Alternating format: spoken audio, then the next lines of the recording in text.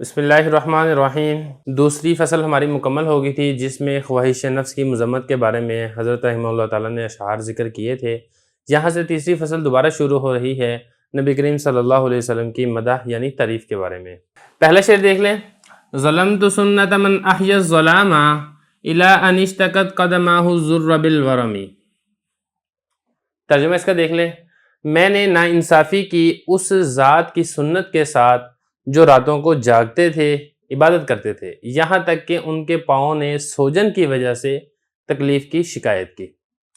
ایک ایک لفظ کا ترجمہ دیکھ لیں پھر اس کی تشریح کرتے ہیں۔ ظلم تو کا مطلب ہوتا ہے ظلم کرنا، میں نے ظلم کیا، سنت ہی ہے، من وہ ذات، احیا کا مطلب ہوتا ہے زندہ کرنا، ظلام کہتے ہیں اندھیرے کو، مراد ہے سے اندھیری رات، الا اس کا اردو میں ترجمہ کرتے ہیں یہاں تک، اشتکت اس کا مطلب ہوتا ہے شکایت کرنا، شکایت شکوہ، قدم آہو دونوں قدم، الضر تکلیف نقصان، ورم سوج سوجن۔ اب ذرا سارے کا دوبارہ دیکھیں۔ حضرت فرما رہے ہیں کہ میں نے ظلم کیا اس ذات مبارک کی سنت کے ساتھ، یعنی نبی کریم صلی اللہ علیہ وسلم کی سنت کے ساتھ میں نے ظلم کیا۔ مطلب کیا ظلم کرنے کا؟ کہ میں نے جیسے نبی کریم صلی اللہ علیہ وسلم کی سنتوں کو اختیار کرنا چاہیے تھا میں نے اختیار نہیں کیا، حالانکہ وہ اتنی بڑی اور بابرکت اور مقدس ذات ہے جس نے اندھیرے کو زندہ کر دیا۔ اندھیرے کو زندہ کرنا کیا ہوتا ہے؟ دیکھیں جو شخص رات کو سونے کے اندر گزار دیتا ہے تو وہ گویا کہ وہ رات کو ضائع کر دیتا ہے، لیکن جو شخص رات کو عبادت کرتا ہے تو وہ اندھیری رات کو اپنی عبادت کی وجہ سے زندہ کر دیتا ہے۔ اور نبی کریم صلی اللہ علیہ وسلم راتوں کو بکثرت جا کر عبادت کیا کرتے تھے، تو یہی عرض کیا کہ وہ ایسی مبارک ذات ہے جس نے رات کے اندھیرے کو عبادت کر کر کے اس کو زندہ کر دیا ہے۔ نبی کریم صلی اللہ علیہ وسلم کے متعلق احادیث میں بھی آتا ہے کہ اتنی لمبی لمبی نمازیں پڑھا کرتے تھے کہ پاؤں مبارک پر کھڑے ہونے کی طوالت کی وجہ سے پاؤں مبارک سوج جاتے تھے، اس کے اوپر ورم آ جاتا تھا۔ تو یہی حضرت یہاں پہ اسی کو ذکر کر رہے ہیں کہ وہ ایسی عظیم بابرکت اور مقدس ذات ہے جو راتوں کو اتنی لمبی لمبی نمازیں پڑھتی تھی، امت کے لیے اتنی دعائیں کرتی تھی کہ ان کے قدم مبارک جو تھے وہ شکایت کرتے تھے تکلیف کی، ورم کی وجہ سے، کھڑے ہونے کی وجہ سے اس کے اوپر سوجن آ جاتی تھی۔ تو ایسی مبارک اور بابرکت ذات کی سنتوں کے ساتھ زیادتی نہیں کرنی چاہیے، مطلب ان سنتوں کو ترک نہیں کرنا چاہیے۔ اگلا شعر دیکھیں۔ وَشَدَّ مِن صَغَوٍ أَحْشَاءَهُ وَطَوَى تَحْتَ الْحِجَارَةِ كَشْحًا مُطْرَفَ الْأَدَمِ۔ ترجمہ بھی اس کا دیکھ لیں۔ اور نبی کریم صلی اللہ علیہ وسلم نے باندھ لیا بھوک کی وجہ سے آنتوں کو اور لپیٹ لیا پتھروں کے نیچے اس پہلو کو جس کی کھال نرم اور نازک تھی۔ کیا مطلب ہے اس کا؟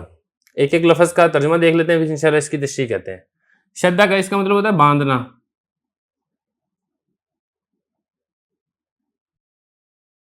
اور اس کے بعد ہے سغب، سغب کہتے ہیں سخت بھوک، احشا یہ آنتڑیاں کو کہتے ہیں، پیٹ کو کہتے ہیں، دونوں کے لیے لفظ استعمال کیا جاتا ہے۔ توا اس کا مطلب ہوتا ہے لپیٹنا، تحتا یہ اردو میں کہتے ہیں نیچے، عربی میں اس کو تحت کہتے ہیں، ہجارہ پتھر، اور اس کے بعد آگے ہے کشن، کشن کہتے ہیں کوکھ کو، پہلو کو بھی کہتے ہیں، یہ آنتڑیوں پہلو کو کہتے ہیں، مطلب پسلیوں اور کوکھ کے درمیان والی جو جگہ ہے اس کو کشن کہا جاتا ہے۔ اس کے بعد مطرف نرم و نازک، آسودہ حال، عدم یہ کھال، کھال کا اندرونی حصہ بیرونی حصہ، یہ عدم کا معنی ہے۔ اب دوبارہ دیکھیں ترجمہ۔ تو حضرت فرما رہے ہیں نبی کریم صلی اللہ علیہ وسلم نے بھوک کی وجہ سے آنتوں کو یعنی پیٹ کو لپیٹ لیا، یہ فرما رہے ہیں شدہ لپیٹ لیا، من صغوٍ بھوک کی وجہ سے، احشاءہ اپنے پیٹ کو، اور باندھ لیا پتھروں کے نیچے، کشہن اپنے پہلو کو، نرم و نازک کھال والے پہلو کو۔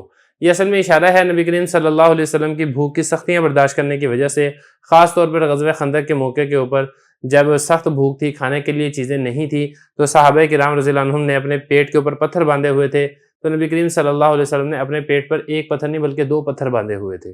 تو یہ اسی نبی کریم صلی اللہ علیہ وسلم کی سنتوں پر عمل کرنے کی طرف حضرت تاکید فرما رہے ہیں کہ وہ ایسی بابرکت اور مبارک ہستی ہیں، ایسی بابرکت اور مبارک ذات ہیں جنہوں نے ہماری خاطر اتنی سختیاں اتنی تنگیاں برداشت کی تھیں کہ سخت بھوک کی وجہ سے ایسی نوبت بھی آ جاتی تھی کہ پیٹ کے اوپر پتھر باندھ دیا جاتا تھا۔ اصل میں اس میں یہ ہوتا تھا کہ جب انسان کو شدید بھوک لگی ہو، اپنے پیٹ پر تھوڑا سا پتھر باندھ لیا جائے تو کمر کو تھوڑا سہارا مل جاتا ہے، جس کی وجہ سے کچھ نہ کچھ حالت کے اندر بہتری آ جاتی ہے۔ تو اس وجہ سے پیٹ کے اوپر پتھر باندھے جاتے تھے۔ تو خلاصہ یہ ہے کہ شعر کے اندر بھی نبی کریم صلی اللہ علیہ وسلم کی مبارک سنتوں پر عمل کرنے کی ترغیب دی جا رہی ہے۔ لیکن یہاں پر کوئی شخص یہ نہ سمجھے کہ نبی کریم صلی اللہ علیہ وسلم کا جو فقر تھا، جو غریبی تھی، یہ من جانب اللہ تھی۔ ایسا نہیں تھا، کہ نبی کریم صلی اللہ علیہ وسلم نے خود اختیار کی تھی فقر و فاقے کو بنسبت امارت اور مالداری کے اوپر، کیونکہ اللہ تعالیٰ کی جانب سے تو نبی کریم صلی اللہ علیہ وسلم کو یہ آفر کی گئی تھی کہ اگر آپ کی خواہش ہو تو ہم پہاڑ کو سونے کا بنا دیتے ہیں، یعنی خوش عیش زندگی آپ گزار سکتے ہیں۔ لیکن نبی کریم صلی اللہ علیہ وسلم نے خوش عیش زندگی کے اوپر فقر و فاقے کو ترجیح دی تھی۔ تو یہ فقر اختیاری تھا، فقر اضطراری نہیں تھا، جیسا کہ اگلے شعر کے اندر بھی یہی مضمون ذکر ہوگا۔ 31واں شعر دیکھیں، وراودته الجبال الشم من ذهب عن نفسه فأراها أيما شممی، اور بلند پہاڑوں نے آپ سے درخواست کی کہ ہم سونا بن جائیں، یعنی آپ ہمیں قبول کر لیں۔ تو آپ صلی اللہ علیہ وسلم نے ان پہاڑوں کو کامل بلندی دکھائی، یعنی قبول نہیں کیا۔ کیا مطلب ہے اس کا؟ دیکھیں ذرا، راودته اس کا مطلب ہوتا ہے درخواست کرنا، یا اس کا مطلب یہ ہوتا ہے اصرار کرنا بھی اس کا مطلب ہوتا ہے۔ جیسے قرآن مجید کے اندر بھی اسی طرح کا مضمون آتا ہے بی بی زلیخا کے متعلق، وراودته التی هو فی بیتھا، اصرار کرنا، درخواست کرنا۔ جبال کہتے ہیں پہاڑ کو، اشم بلند پہاڑ، اس کا ایک معنی سونگنا بھی ہوتا ہے اور ایک اس کا معنی بلند ہونا، اونچا ہونا۔ ذہب کہتے ہیں سونے کو، اور ان نفسی ہی اپنے بارے میں، نفس کہتے ہیں ذات کو، فاراہا اس کا مطلب ہوتا ہے دکھانا، دکھانا، دکھلانا، ایما وہ جو، شمم بلندی، اونچا ہونا۔ دیکھیں پچھلے مضمون کے اندر ذکر تھا، پچھلے شعر کے اندر، کہ نبی کریم صلی اللہ علیہ وسلم نے بھوک کی وجہ سے پیٹ پر پتھر باندھے تھے۔ تو اس شعر کے اندر یہ بتلایا جا رہا ہے کہ نبی کریم صلی اللہ علیہ وسلم نے جو بھوک کو برداشت کیا تھا، فقر و فاقے کو اختیار کیا تھا، وہ اختیاری تھا، وہ اضطراری نہیں تھا۔ حالانکہ آپ صلی اللہ علیہ وسلم کو اللہ تعالیٰ کی جانب سے اس چیز کی آفر ہوئی تھی کہ اگر آپ قبول کریں تو ہم پہاڑوں کو سونے کا بنا دیتے ہیں، اور پہاڑوں نے بھی چاہا تھا کہ ہم سونے کا بن جائیں۔ تو یہی ہے کہ یہاں پر ذکر کیا جا رہا ہے راودته الجبال، کہ پہاڑوں نے درخواست کی، پہاڑوں نے اصرار کیا، کس چیز کا؟ بلند، اشم یعنی اونچے بلند و بالا پہاڑوں نے سونے کا بننے کی درخواست کی کہ ہم سونے کا بن جاتے ہیں اور آپ ہمیں قبول کر لیں۔ مطلب وہی ہے کہ اللہ تعالیٰ کی جانب سے حضرت کو اس چیز کی آفر کی گئی تھی۔ ان نفسی اپنے متعلق، فاراہا تو نبی کریم صلی اللہ علیہ وسلم نے ان کو دکھایا، ایما شممی صحیح اور حقیقی بلندی دکھائی۔ دیکھیں انہوں نے درخواست کی تھی کہ ہم سونے کا بن جاتے ہیں، اب ہمیں قبول کر لیں، تو نبی کریم صلی اللہ علیہ وسلم نے اس آفر کو ٹھکرا دیا، اس آفر کو قبول نہیں کیا۔ تو حقیقی بلندی، حقیقی اونچا مرتبہ یہ دکھایا کہ باوجود فقر و فاقہ ہونے کے، اپنی امت کی اصلاح کی غرض سے حضرت نے اس سونے کو، اس چاندی کو، اس مال و دولت کو قبول نہیں کیا۔ یہی صحیح طور پر اور حقیقی معنی میں کامل بلندی ہے۔ 32واں شعر دیکھیں، یہ بھی نبی کریم صلی اللہ علیہ وسلم کی عظمت کے اوپر دلالت کر رہا ہے۔ وَأَكَّدَتْ زُهْدَهُ فِيهَا ضُرُورَتُهُ إِنَّ الضُّرُورَةَ لَا تَعْدُو عَلَى الْعِصَامِ۔ شعر میں نے پڑھ دیا، اس کا ترجمہ دیکھ لیں پھر اس کی تشریح کرتے ہیں۔ اور رسول اللہ صلی اللہ علیہ وسلم کی ضرورت نے آپ کی بے رغبتی کو دنیا میں اور مضبوط کر دیا۔ یقینی بات ہے کہ ضرورت انبیاء کرام کی عصمتوں پر غالب نہیں آ سکتی۔ تشریح بعد میں کریں گے، پہلے آپ ایک ایک لفظ کا ترجمہ دیکھ لیں۔ عقدت کا مطلب ہوتا ہے پکا کرنا، مضبوط کرنا۔ زہد کہتے ہیں دنیا سے بے رغبتی۔ فیہا اس دنیا میں، ضرورتہ ضرورت، یہ وہی اردو والی ضرورت ہے جو کہتے ہیں کہ فلاں بندے کو فلاں چیز کی ضرورت ہے، عربی میں بھی یہ اسی معنی میں استعمال ہو رہا ہے۔ بے شک ضروریات، لا تعدو غالبانہ، تعدو کا مطلب ہوتا ہے غالبانہ، لا تعدو غالب نہیں آ سکتی۔ الاسمی، اسم کہتے ہیں عصمت کو۔ عصمت کا کیا مطلب ہے؟ عصمت کا مطلب یہ ہے کہ گناہوں سے محفوظ ہونا۔ انبیاء کرام کو اللہ رب العزت کی جانب سے ایک عصمت عطا کی جاتی ہے کہ گناہوں کو حکم ہوتا ہے کہ انبیاء کے قریب نہیں جانا، تو اس لیے انبیاء کرام من جانب اللہ ہی تمام تر گناہوں سے محفوظ اور معصوم رہتے ہیں۔ اب اس کا مطلب کیا ہے اس پورے شعر کا؟ دیکھیں ہوتا یہ ہے بعض اوقات انسان کے پاس مال و دولت نہیں ہوتا، جب انسان کے پاس مال و دولت نہیں ہوتا تو پھر تو وہ قناعت اختیار کرتا ہے، دنیا سے بے رغبتی بھی اختیار کرتا ہے، لیکن دنیا سے بے رغبتی اور زہد کا کمال یہ ہے کہ انسان کو مال کی سخت ترین ضرورت ہو اور وہ قادر بھی ہو مال کے حاصل کرنے پر، پھر بھی وہ مال و دولت، دنیاوی مال و متاع کو ٹھکرا دے، اس کی طرف رغبت اور لالچ نہ کرے۔ نبی کریم صلی اللہ علیہ وسلم کے متعلق ارشاد فرمایا کہ ایسی بات نہیں ہے کہ حضور اکرم صلی اللہ علیہ وسلم کو ضروریات زندگی کی ضرورت نہیں تھی، جن چیزوں کی زندگی میں ضرورت ہوتی ہے آپ صلی اللہ علیہ وسلم کو ان کی ضرورت نہیں تھی، ایسی بات نہیں ہے۔ ایسے بھی واقعات ملتے ہیں سیرت کے اندر کہ بعض اوقات 3 دن گزر جاتے تھے لیکن کھانے کو کچھ نہیں ملتا تھا، تو اس لیے نبی کریم صلی اللہ علیہ وسلم کو ضرورت بھی تھی، لیکن اس کے باوجود آپ صلی اللہ علیہ وسلم نے دنیا سے بے رغبتی اختیار کی، حالانکہ چاہتے تو مال و دولت کا ڈھیر اور انبار بھی لگا سکتے تھے۔ تو یہی فرمایا کہ آپ صلی اللہ علیہ وسلم کی زہد اور بے رغبتی کو ضروریات زندگی نے مزید زیادہ بڑھا اور مضبوط کر دیا۔ آگے فرمایا کہ جو ضروریات ہیں وہ انبیاء کی عصمت پر، انبیاء کے معصوم ہونے پر، انبیاء کے مشن پر غالب نہیں آ سکتی کہ دنیاوی مفاد کی خاطر یا دنیاوی مقاصد کی خاطر وہ دنیا کے اندر لالچ کرنے لگیں، ہرس کرنے لگیں، ایسی بات نہیں ہو سکتی۔ 33واں شعر دیکھیں، اس میں بھی نبی کریم صلی اللہ علیہ وسلم کی مدحت کی جا رہی ہے۔ ارشاد فرمایا وَكَيْفَ تَدْعُو إِلَى الدُّنْيَا ضَرُورَةُ مَنْ لَوْلَاهُ لَمْ تُخْرَجِ الدُّنْيَا مِنَ الْعَدَمِ۔ ترجمہ دیکھ لیں، اور کس طرح دنیا کے مال و متاع کی طرف بلا سکتی ہیں اس شخص کی حاجت کہ اگر وہ نہ ہوتے تو دنیا عدم سے وجود میں نہ آتی۔ مطلب کیا ہے اس شعر کا؟ پہلے ایک ایک لفظ دیکھ لیں پھر انشاءاللہ اس کی تشریح بھی کرتے ہیں۔ کیفا یہ پہلے گزر گیا ہے، کیسے کے معنی میں آتا ہے کیسے، تدعو بلانا دنیا کی طرف، الہ اس کا مطلب ہوتا ہے طرف، دنیا کی طرف، ضرورت وہی ہے من اس شخص کی، اس شخص کو، لولاہ اس کا مطلب ہوتا ہے اگر وہ نہ ہوتا، تخرج اس کا مطلب ہوتا ہے نکالا جانا، عدم سے عدم ہوتا ہے کسی چیز کا نہ ہونا۔ اب ایک ایک لفظ کا دیکھنے پہ تشریح کرتے ہیں۔ اور کیسے بلا سکتی ہیں اس شخص کو دنیا کی طرف، دنیا کی ضروریات، کہ اگر وہ نہ ہوتا تو دنیا کو وجود ہی نہ دیا جاتا۔ نبی کریم صلی اللہ علیہ وسلم کی مدحت میں یہ شعر کہا جا رہا ہے۔ اس شعر کا مطلب اور مفہوم یہ ہے کہ ضروریات دنیا یہ بھی نبی کریم صلی اللہ علیہ وسلم کو دنیا کی طرف مائل نہیں کر سکتی، مائل نہیں کر سکیں۔ وجہ کیا ہے؟ وجہ آگے بتا دیا کہ آپ صلی اللہ علیہ وسلم کی ذات مبارک، ذات مقدسہ وہ مخدوم ہے، اور دنیا تو پیدا ہی آپ صلی اللہ علیہ وسلم کی خدمت کے لیے کی گئی ہے۔ تو دنیا نے حضور صلی اللہ علیہ وسلم کی خدمت کرنی ہے، نہ کہ حضور نے دنیا کی طرف مائل ہونا ہے، دنیا کی طرف رغبت اور لالچ کرنی ہے۔ 34واں شعر ہے، یہ اس قصیدہ بردہ شریف کا مشہور ترین شعر ہے جو کہ آپ اردو نعت خوانوں سے بھی بارہا مرتبہ سن چکے ہیں۔ محمد سید الکونین والثقلین والفریقین من عرب ومن عجم۔ ترجمہ اس کا آسان ہے، محمد صلی اللہ علیہ وسلم دنیا آخرت جن و انس کے سردار ہیں، اور آپ عرب اور عجم دونوں جماعتوں کے سردار ہیں۔ محمد صلی اللہ علیہ وسلم، اس میں مزید وضاحت کی ضرورت ہی نہیں ہے۔ سید کہتے ہیں سردار کو، کونین یہ اس کا مطلب ہوتا ہے جہان، کون کا مطلب ہوتا ہے جہان، کونین کا مطلب دو جہان۔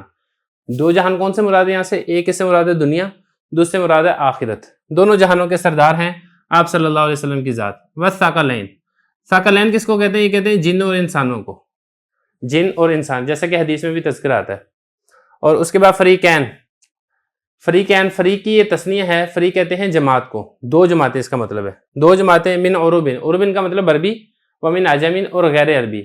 خلاصہ یہ ہے اس پورے شعر کا، نبی کریم صلی اللہ علیہ وسلم دنیا آخرت جنوں اور انسانوں سب کے سردار ہیں، سب کے آقا ہیں، سب کے مولا ہیں، سب کے سید ہیں، اور عربی اور عجمی دنیا جہان کے جتنے بھی انسان ہیں سب کی جماعتوں کے آپ صلی اللہ علیہ وسلم کی ذات مبارک وہ سردار ہے۔ 35ویں شعر میں بھی نبی کریم صلی اللہ علیہ وسلم کی تعریف کی جا رہی ہے۔ فرمایا نبینا العامر الناہی فلا احد ابر فی قول لا منہ ولا نعامی۔ ترجمہ دیکھ لیں، ہمارے نبی صلی اللہ علیہ وسلم اچھے کاموں کا حکم دینے والے اور خلاف شریعت کاموں سے روکنے والے ہیں، کوئی شخص بھی ہاں کہنے میں، نہیں کہنے میں آپ سے سچا نہیں ہے۔ ایک ایک لفظ کا ترجمہ دیکھ لیں، تشریح تو اس کی بہت آسان ہے. نبینا ہمارے نبی. العامر، عامر کہتے ہیں حکم دینے والا، اور الناہی اس کا مطلب ہوتا ہے منع کرنے والا. احد، لا احد کوئی ایک بھی نہیں ہے. ابرہ زیادہ سچا. فی قول، قول کہتے ہیں عربی میں بات کو، اور لا کہتے ہیں نہیں، اور نام کہتے ہیں جی ہاں. دیکھیں جب کوئی کام ہوتا ہے نا، جو کام ٹھیک ہوتا ہے، درست ہوتا ہے، اگر کوئی اس سے پوچھتا ہے کہ کیا میں یہ والا کام کر لوں، تو اس کو جواب میں دیا جاتا ہے، جواب اس کو دیا جاتا ہے نام، جی ہاں آپ یہ والا کام کر سکتے ہیں. تو نبی کریم صلی اللہ علیہ وسلم سے جب کسی کام کے بارے میں سوال کیا جاتا تھا، تو اگر وہ کام جائز ہوتا تھا تو آپ صلی اللہ علیہ وسلم اس کی اجازت عطا کر دیتے تھے، اور اگر وہ کام ناجائز ہوتا تھا تو آپ صلی اللہ علیہ وسلم لا کہہ دیتے تھے، یعنی منع کر دیتے تھے. تو یہاں پہ تعریف اس طریقے سے کی جا رہی ہے کہ آپ صلی اللہ علیہ وسلم نے جب بھی لا کہا ہے یعنی منع کیا ہے، اور جب بھی نام کہا ہے یعنی اجازت دی ہے، ہمیشہ سچ بات ہی کہی ہے. آپ صلی اللہ علیہ وسلم سے زیادہ کوئی سچا نہیں ہے. چاہے آپ لا کہیں تب بھی آپ سچے ہیں، چاہے آپ نام کہیں تب بھی آپ سچے ہیں. آپ صلی اللہ علیہ وسلم سب لوگوں سے بڑھ کر سچے اور امین ذات ہیں. اگلے شعر میں بھی نبی کریم صلی اللہ علیہ وسلم کی تعریف کی جا رہی ہے. عبارت آپ دیکھ لیں. هو الحبیب الذی ترجا شفاعتہ لکل حول من الاحوال مقتحم. یہ بھی بڑا مشہور شعر ہے جو کہ آپ نے نعت خوانوں سے بھی سنا ہوا ہوگا. ترجمہ دیکھ لیں. رسول اللہ صلی اللہ علیہ وسلم وہ محبوب ذات ہیں جن کی سفارش کی امید کی جاتی ہے ہر ایسی مصیبت میں جو زبردستی گھسنے والی ہے. اب اس کو دیکھ لیں. پہلا ہے ہوا کہتے ہیں، اردو میں جب کہتے ہیں نا وہ، عربی میں اس کو ہوا کہتے ہیں. حبیب محبوب ذات جس سے محبت کی جاتی ہے یا جو محبت کرنے والا ہو. الذی وہ ذات ہے، ترجا امید کی جاتی ہے، اس کا مطلب ہوتا ہے امید کرنا، امید ہونا. شفاعت کہتے ہیں سفارش کو، اور لکل کہتے ہیں تمام. حول کہتے ہیں مصیبت کو. احوال یہ اسی حول کی جمع ہے، مصیبتیں. اور اگلا لفظ ہے مقتحمی. مقتحمی ہر ایسی مصیبت جو زبردستی لوگوں کے اوپر نازل ہو جائے. تو اس میں نبی کریم صلی اللہ علیہ وسلم کی تعریف اس طریقے سے کی جا رہی ہے کہ آپ صلی اللہ علیہ وسلم کی ذات مبارک ہی وہ ذات ہے جن کی سفارش کی لوگوں کو امید ہے ہر ایسی مصیبت میں جو لوگوں پر مسلط ہونے والی ہے. اب مصیبت سے کون سی مصیبت مراد ہے؟ یا تو اس سے مراد ہے آخرت کی مصیبت، جیسا کہ آپ صلی اللہ علیہ وسلم کی سفارش کی وجہ سے بے تحاشا لوگ جہنم سے بچ کر جنت کے اندر چلے جائیں گے. اور اسی طرح جب حساب کتاب شروع نہیں ہو رہا ہوگا تو نبی کریم صلی اللہ علیہ وسلم جب سفارش کریں گے، شفاعت کریں گے، جس کو شفاعت کبریٰ بھی کہا جاتا ہے، تو پھر لوگوں کا حساب کتاب شروع ہوگا. اور اس سے دنیا کے مصائب بھی مراد ہیں کہ دنیا کے اوپر جو مصیبتیں نازل ہوتی ہیں مسلمانوں کے اوپر، آپ صلی اللہ علیہ وسلم کی دعا کی برکت سے وہ دور ہو جاتی ہیں. جیسا کہ آپ صلی اللہ علیہ وسلم نے دعا کی ہے کہ یا اللہ میری امت کو عمومی عذاب سے، عمومی مصیبت سے ہلاک نہ کرنا، اور اللہ تعالیٰ نے آپ صلی اللہ علیہ وسلم کی یہ دعا بھی قبول کر لی ہے. 37واں شعر دیکھیں. دعا الی اللہ فالمستمسکون بہ مستمسکون بحبل غیر منفصم. ترجمہ دیکھ لیں. نبی کریم صلی اللہ علیہ وسلم نے لوگوں کو اللہ کے دین کی طرف بلایا.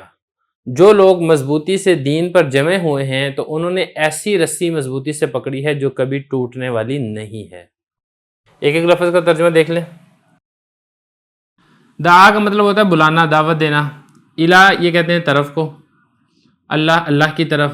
مستمسکون بھی، استمساک کہتے ہیں مضبوطی سے پکڑنا کسی چیز کو، یہ بھی وہی ہے مضبوطی سے پکڑنا. حبل کہتے ہیں رسی کو. منفصم کا مطلب ہوتا ہے ٹوٹنے والا، ٹوٹنے والا یا ٹوٹنے والی. غیر کا مطلب ہوگا نہ ٹوٹنے والی. تو مطلب یہ ہے کہ نبی کریم صلی اللہ علیہ وسلم نے لوگوں کو اللہ کے دین کی طرف بلایا. یہ آپ صلی اللہ علیہ وسلم کی سب سے بڑا جو اچھائی اور خوبصورتی اور پیارا وصف ہے وہ یہی ہے کہ لوگوں کو جہنم سے بچا کر جنت میں داخل کرنے والا بنا دیا ہے. اللہ کے دین کی طرف آپ صلی اللہ علیہ وسلم نے دعوت دی ہے، اور جو لوگ جنہوں نے اس دعوت پر لبیک کہا، اس دعوت کو قبول کیا، انہوں نے گویا کہ ایسی مضبوط رسی کو تھام لیا ہے جو کبھی ٹوٹنے والی نہیں ہے. یہ مضبوط رسی کون سی ہے؟ اس مضبوط رسی سے مراد ہے اللہ کا دین. جو دین اسلام پر جمع والے ہیں یہ کبھی ٹوٹنے والا، ختم ہونے والا نہیں ہے. قیامت تک انشاءاللہ یہ باقی رہے گا، اور قیامت کے بعد یہ لوگوں کو جنت میں داخلے کا سبب بنائے گا۔ 38واں شعر دیکھیں، فاق النبیین فی خلق وفی خلق ولم یدانوہ فی علم ولا کرم۔ ترجمہ، نبی کریم صلی اللہ علیہ وسلم حسن صورت اور حسن سیرت میں تمام انبیاء سے بڑھ کر ہیں، اور انبیاء کرام علیہم الصلاۃ والسلام علم اور سخاوت میں آپ کے قریب بھی نہیں پہنچے۔ فاقہ کا مطلب ہوتا ہے فوقیت حاصل کرنا، فوقیت رکھنا۔ نبی جین یہ نبی کی جمع ہے، خلق یہ کہتے ہیں صورت، شکل و صورت، اور خلق یہ کہتے ہیں اخلاق، اچھے اخلاق، اور یدانو اس کا مطلب ہوتا ہے قریب ہونا، لم یدانوہ قریب نہیں ہوئے ہیں، علم میں، اور کرم کہتے ہیں سخاوت کو۔ تو اس میں نبی کریم صلی اللہ علیہ وسلم کی تعریف اس طریقے سے کی جا رہی ہے کہ سارے ہی انبیاء اگرچہ ان کا مقام اور مرتبہ بھی اللہ کے ہاں بہت زیادہ ہے، بہت بڑا ہے، لیکن آپ صلی اللہ علیہ وسلم شکل و صورت کے اندر بھی، وجاہت کے اندر بھی، خوبصورتی کے اندر بھی، اور عمدہ اخلاق کے اندر بھی تمام انبیاء سے بڑھ کر ہیں، اور دیگر تمام انبیاء آپ صلی اللہ علیہ وسلم کا مقابلہ نہیں کر سکتے، مقابلہ تو دور کی بات ہے، قریب بھی نہیں پہنچ سکتے، نہ تو ان کا علم آپ صلی اللہ علیہ وسلم کے علم کے برابر ہے، اور نہ ہی ان کی سخاوت آپ صلی اللہ علیہ وسلم کی سخاوت جیسی ہے۔ حضور اکرم صلی اللہ علیہ وسلم کی ذات شکل و صورت میں، اچھے اخلاق میں، علم میں، اور اسی طریقے سے سخاوت میں سب سے بڑھ کر ہیں۔ 39ویں شعر میں بھی نبی کریم صلی اللہ علیہ وسلم کی تعریف کی جا رہی ہے۔ آپ شعر دیکھ لیں عربی کا، پھر انشاءاللہ اس کا ترجمہ کریں گے اور آخر میں اس کی تشریح کریں گے۔ وَكُلُّهُم مِّن رَسُولِ اللَّهِ مُلْتَمِسٌ غَرْفًا مِّنَ الْبَحْرِ أَوْ رَشْفًا مِّنَ الدِّيَمِ۔ یہ عبارت پڑھ دی ہے، اس کا ترجمہ دیکھ لیں۔ تمام انبیاء کرام رسول اللہ صلی اللہ علیہ وسلم کے دریائے علم سے ایک چلو بھر پانی کی مقدار یا موسلا دھار بارش سے ایک بار چوسنے کی مقدار کے طالب ہیں۔ ایک ایک لفظ کا ترجمہ دیکھ لیں، پھر انشاءاللہ اس کے بعد اس کی تشریح کریں گے۔ کلہم اس کا مطلب ہوتا ہے تمام، اور رسول اللہ سے ملتمسن چاہنا، طلب کرنا، جس کو ہم کہتے ہیں اردو میں طلبگار، یہ اس ملتمس کا ترجمہ ہے۔ آگے ہے غرف۔ غرف کہتے ہیں ایک چلو بھر پانی، یعنی ایک مرتبہ جو بندہ پانی مٹھی میں لے کے اس کو پیتا ہے چلو سے، اس کو کہتے ہیں غرف، اور باہر یہ کہتے ہیں سمندر کو۔ اس کے بعد آگے ہے رشف۔ رشف کہتے ہیں ایک مرتبہ چوسنے کی بقدر جو پانی انسان چوستا ہے، مطلب تھوڑا سا پانی۔ اور دیم، دیم کہتے ہیں موسلا دھار بارش کو۔ اب اس کا مطلب کیا ہے اس شعر کا؟ اس کا مطلب یہ ہے کہ نبی کریم صلی اللہ علیہ وسلم کا جو علم ہے وہ بحر بے کراں ہے، علم کے سمندر ہیں۔ تمام انبیاء کرام اسی سمندر سے، علم کے سمندر سے، ان کو بھی علم کا کچھ نہ کچھ حصہ ملا ہے، اور ان کا حصہ اس علم کے سمندر سے اتنا ہے گویا کہ ایک بہت بڑا سمندر ہو اور اس سمندر سے کوئی چلو بھر پانی لے لے، یہ بہت زیادہ تیز بارش ہو، اس تیز بارش سے کوئی ایک مرتبہ چوسنے کے بقدر پانی حاصل کر لے، تو دیگر انبیاء کا علم اتنا ہے، اور آپ صلی اللہ علیہ وسلم کے علوم اور فیوزات اتنے زیادہ ہیں۔ قصیدہ بردہ شریف کے 39ویں شعر میں بھی نبی کریم صلی اللہ علیہ وسلم کی عظمت دیگر انبیاء کے اوپر ثابت کی گئی تھی، یہی مضمون اس 40ویں شعر میں بھی بیان کیا گیا ہے۔ آپ پہلے شعر دیکھ لیں، پھر ترجمہ کریں گے اور آخر میں اس کی تشریح کریں گے۔ وَوَاقِفُونَ لَدَيْهِ عِنْدَ حَدِّهِمِ مِن نُقْطَةِ الْعِلْمِ أَوْ مِن شَكْلَةِ الْحِكَمِ۔ میں نے آپ کے سامنے عربی عبارت پڑھ دی ہے، اب ایک ایک لفظ کا ترجمہ دیکھ لیں، پھر اس کی تشریح کرتے ہیں۔ واو یہ اس کا مطلب ہوتا ہے اور واقف ہونا اس کا مطلب ہوتا ہے کھڑا ہونا، یا پھر اس کو آپ کہہ لیں رکنا۔ لدیہی، لدیہی کا مطلب ہوتا ہے قریب، پاس، اور یہ جو حد ہے نا، حد کے مختلف معنی کیے گئے ہیں، لیکن یہاں پہ آپ مرتبہ کر لیں، اور ہم اس کا مطلب ہوتا ہے وہ لوگ۔ یہ تو ہو گیا پہلا شعر۔ آگے دیکھیں، من اس کا مطلب ہوتا ہے سے، نقطہ یہ وہی نقطہ اردو والا جس میں ہم بولتے ہیں، علم یہ بھی اردو میں استعمال ہوتا ہے، شکلہ، شکلہ اس کو بولتے ہیں اعراب لگانا، اور حکم اس کا مطلب ہوتا ہے حکمت والا کلمہ۔ یہ ایک ایک میں نے آپ کو لفظی ترجمہ بتا دیا ہے، اب آپ اس پورے کا ترجمہ دیکھ لیں، پھر اس کی میں تشریح کرتا ہوں۔ واقفون وہ انبیاء کھڑے ہیں، لدیہی نبی کریم صلی اللہ علیہ وسلم کے پاس، عند حدہم اپنے مقام اور مرتبے کے مطابق، من نقطۃ العلم جیسا کہ علم کا نقطہ ہوتا ہے، او من شکلۃ الحکم یا حکمت والے کلمہ کا اعراب ہوتا ہے۔ کیا مطلب ہے اس شعر کا؟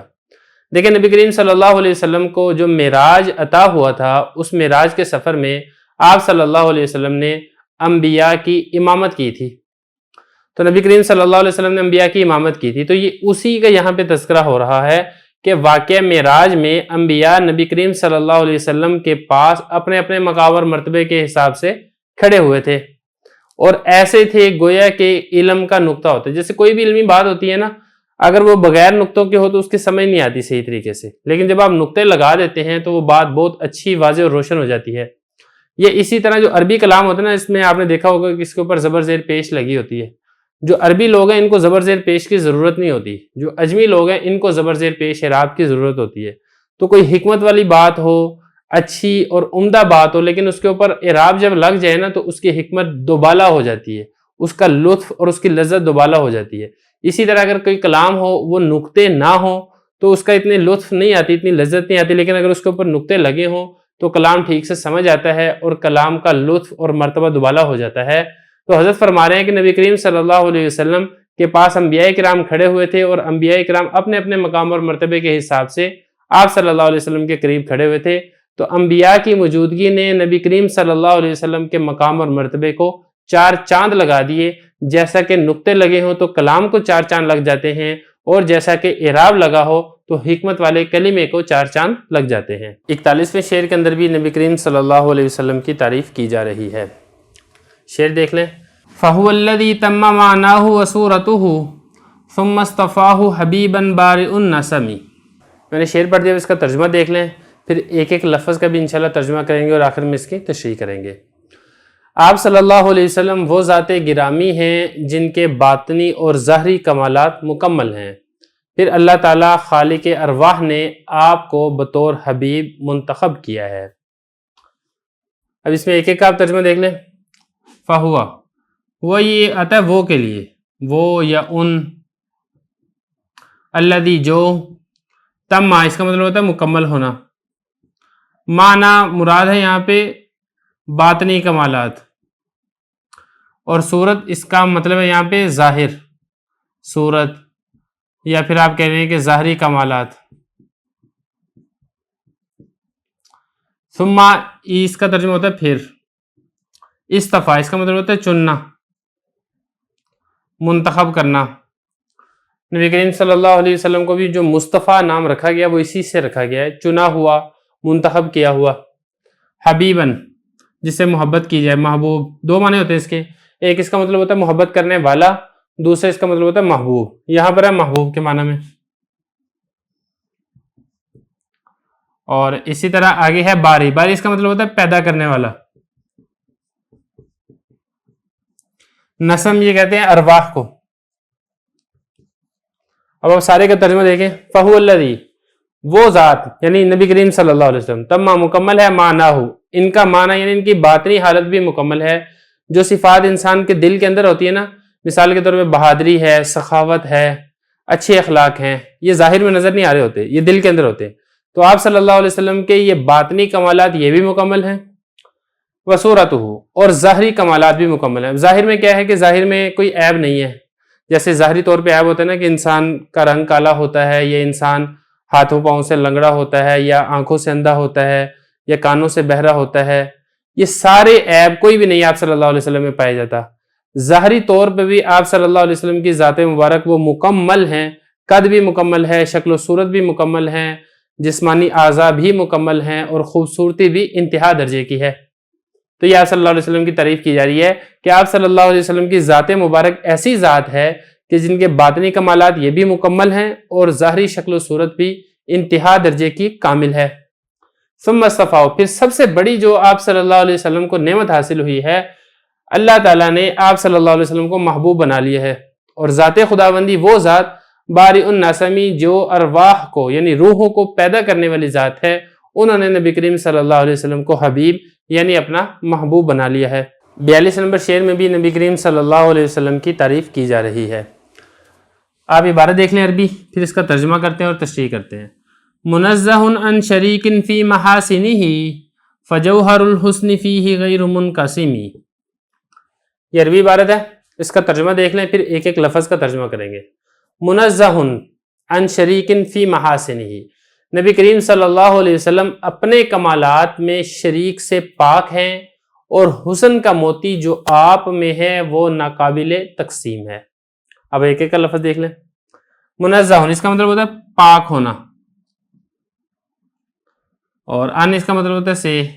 شریک یہ وہی جو اردو کے اندر شریک ہے, جو آدمی کسی کے ساتھ کسی چیز کے اندر شریک ہوتا ہے. فی اس کا مطلب ہوتا ہے میں. محاسن خوبصورتی, اچھائیاں, یہ اس کا ترجمہ ہے محاسن کا. جوہر, جوہر کہتے ہیں موتی کو. حسن یہ وہی اردو والا حسن ہے. فی اس کا مطلب ہوتا ہے اس میں. غیر منقسم غیر تقسیم, منقسم یہ وہی تقسیم ہے, یعنی تقسیم شدہ نہیں ہے. اب ذرا دیکھیں سارے کا. منزہ نبی کریم صلی اللہ علیہ وسلم پاک ہیں, ان شریکن اپنی خوبصورتی اور اچھائیوں میں شریک سے پاک ہیں. یعنی کوئی بندہ بھی نبی کریم صلی اللہ علیہ وسلم والی خوبصورتیاں اور نبی کریم صلی اللہ علیہ وسلم جیسی اچھائیاں نہیں رکھتا. آپ صلی اللہ علیہ وسلم کی ذات خوبصورتیوں میں اچھائیوں میں اپنے کمال درجے کی ہے. کوئی بھی آپ کے ساتھ ان خوبصورتیوں اور اچھائیوں میں شریک نہیں ہے. یہ تو ہو گیا پہلا شعر. دوسرا دیکھیں, فجوہر الحسن, حسن کا موتی فی ہی نبی کریم صلی اللہ علیہ وسلم میں غیر تقسیم شدہ ہے. ایسا نہیں ہے, یعنی اگر ہم حسن کو خوبصورتی کو ایک بڑا موتی شمار کریں اور ہم یہ کہیں کہ اس موتی کے 4 ٹکڑے ہیں, ایک ٹکڑا نبی کریم صلی اللہ علیہ وسلم کو ملا ہے, دوسرا ٹکڑا کسی اور کو, تیسرا کسی اور کو, چوتھا کسی اور کو, ایسا نہیں ہے. جو کامل درجے کا حسن ہے وہ سارے کا سارا مکمل آپ صلی اللہ علیہ وسلم کو عطا کیا گیا ہے. باتوں میں دیکھا جائے تو آپ صلی اللہ علیہ وسلم کی باتیں ساری باتوں سے اعلیٰ ہیں. صفات میں دیکھا جائے تو آپ صلی اللہ علیہ وسلم کی صفات تمام دنیا بھر کے لوگوں کی اچھی صفات سے اعلیٰ ہیں. شکل و صورت کو دیکھا جائے تو آپ صلی اللہ علیہ وسلم کا حسن سب سے اعلیٰ اور برتر ہے. اللہ تعالیٰ کی خشیت اور اللہ تعالیٰ کی معرفت کو دیکھا جائے تو نبی کریم صلی اللہ علیہ وسلم کا حسن اس میں بھی سب سے اعلیٰ ہے. کہنے کا مقصد یہ ہے کہ جتنی بھی اچھائیاں خوبیاں آپ جمع کر لیں, نبی کریم صلی اللہ علیہ وسلم کی ذات گرامی ان سب میں اعلیٰ درجے رکھتی ہے. شعر نمبر 43 میں بھی نبی کریم صلی اللہ علیہ وسلم کی تعریف کی جا رہی ہے, اور ساتھ ساتھ اس میں آپ صلی اللہ علیہ وسلم کی تعریف میں غلو کرنے سے منع کیا جا رہا ہے.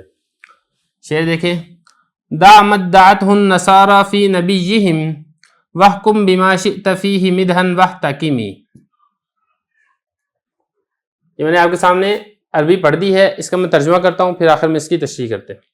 نصارہ اپنے نبی کے بارے میں جو دعویٰ کرتے ہیں اسے چھوڑ دو, اور نبی کریم صلی اللہ علیہ وسلم کے بارے میں جو صفات تم بطور مدح آپ کی طرف منسوب کرنا چاہتے ہو کر لو, اور اس میں شریعت سے فیصلہ کروا لو. یہ اس کا سارے کا ترجمہ ہے. اب ایک ایک کا ترجمہ دیکھ لیتے ہیں. دا اس کا مطلب ہوتا ہے چھوڑ دو. ما اس کا مطلب ہوتا ہے جو. ادعا دعویٰ ہے, دعویٰ کیا. نصارہ نصرانیوں نے, عیسائیوں نے, عیسائیوں کا پرانا نام نصارہ تھا. فی اس کا مطلب ہوتا ہے میں. نبی جیم اپنے نبی, یعنی جو نصارہ عیسائیوں نے اپنے نبی کے بارے میں دعویٰ کیا تھا وہ دعویٰ تم چھوڑ دو. آگے چلے, واحکم فیصلہ کر لو. بما جو چاہو. شیتا مطلب ہوتا ہے چاہنا, جو تم چاہو وہ فیصلہ کر لو. فی ہی نبی صلی اللہ علیہ وسلم میں. مدحن تعریف کا. واحتکمی اور فیصلہ کروا لو. اب اس کا کیا مطلب ہے؟ دیکھیں, سب سے پہلی بات تو یہ کی ہے کہ نبی کریم صلی اللہ علیہ وسلم کی تعریف بیان کرنی ہے, آپ صلی اللہ علیہ وسلم کی شان اور عظمت بیان کرنی ہے. لیکن جو نصارہ نے دعویٰ کیا تھا اپنے نبی حضرت عیسیٰ علیہ السلام کے بارے میں وہ دعویٰ نہیں کرنا. اب یہاں پہ پہلی بات سمجھنے کی ہے کہ نصارہ نے کیا دعویٰ کیا تھا. لیکن نصارہ یعنی عیسائی حضرت عیسیٰ علیہ السلام کے امتی تھے.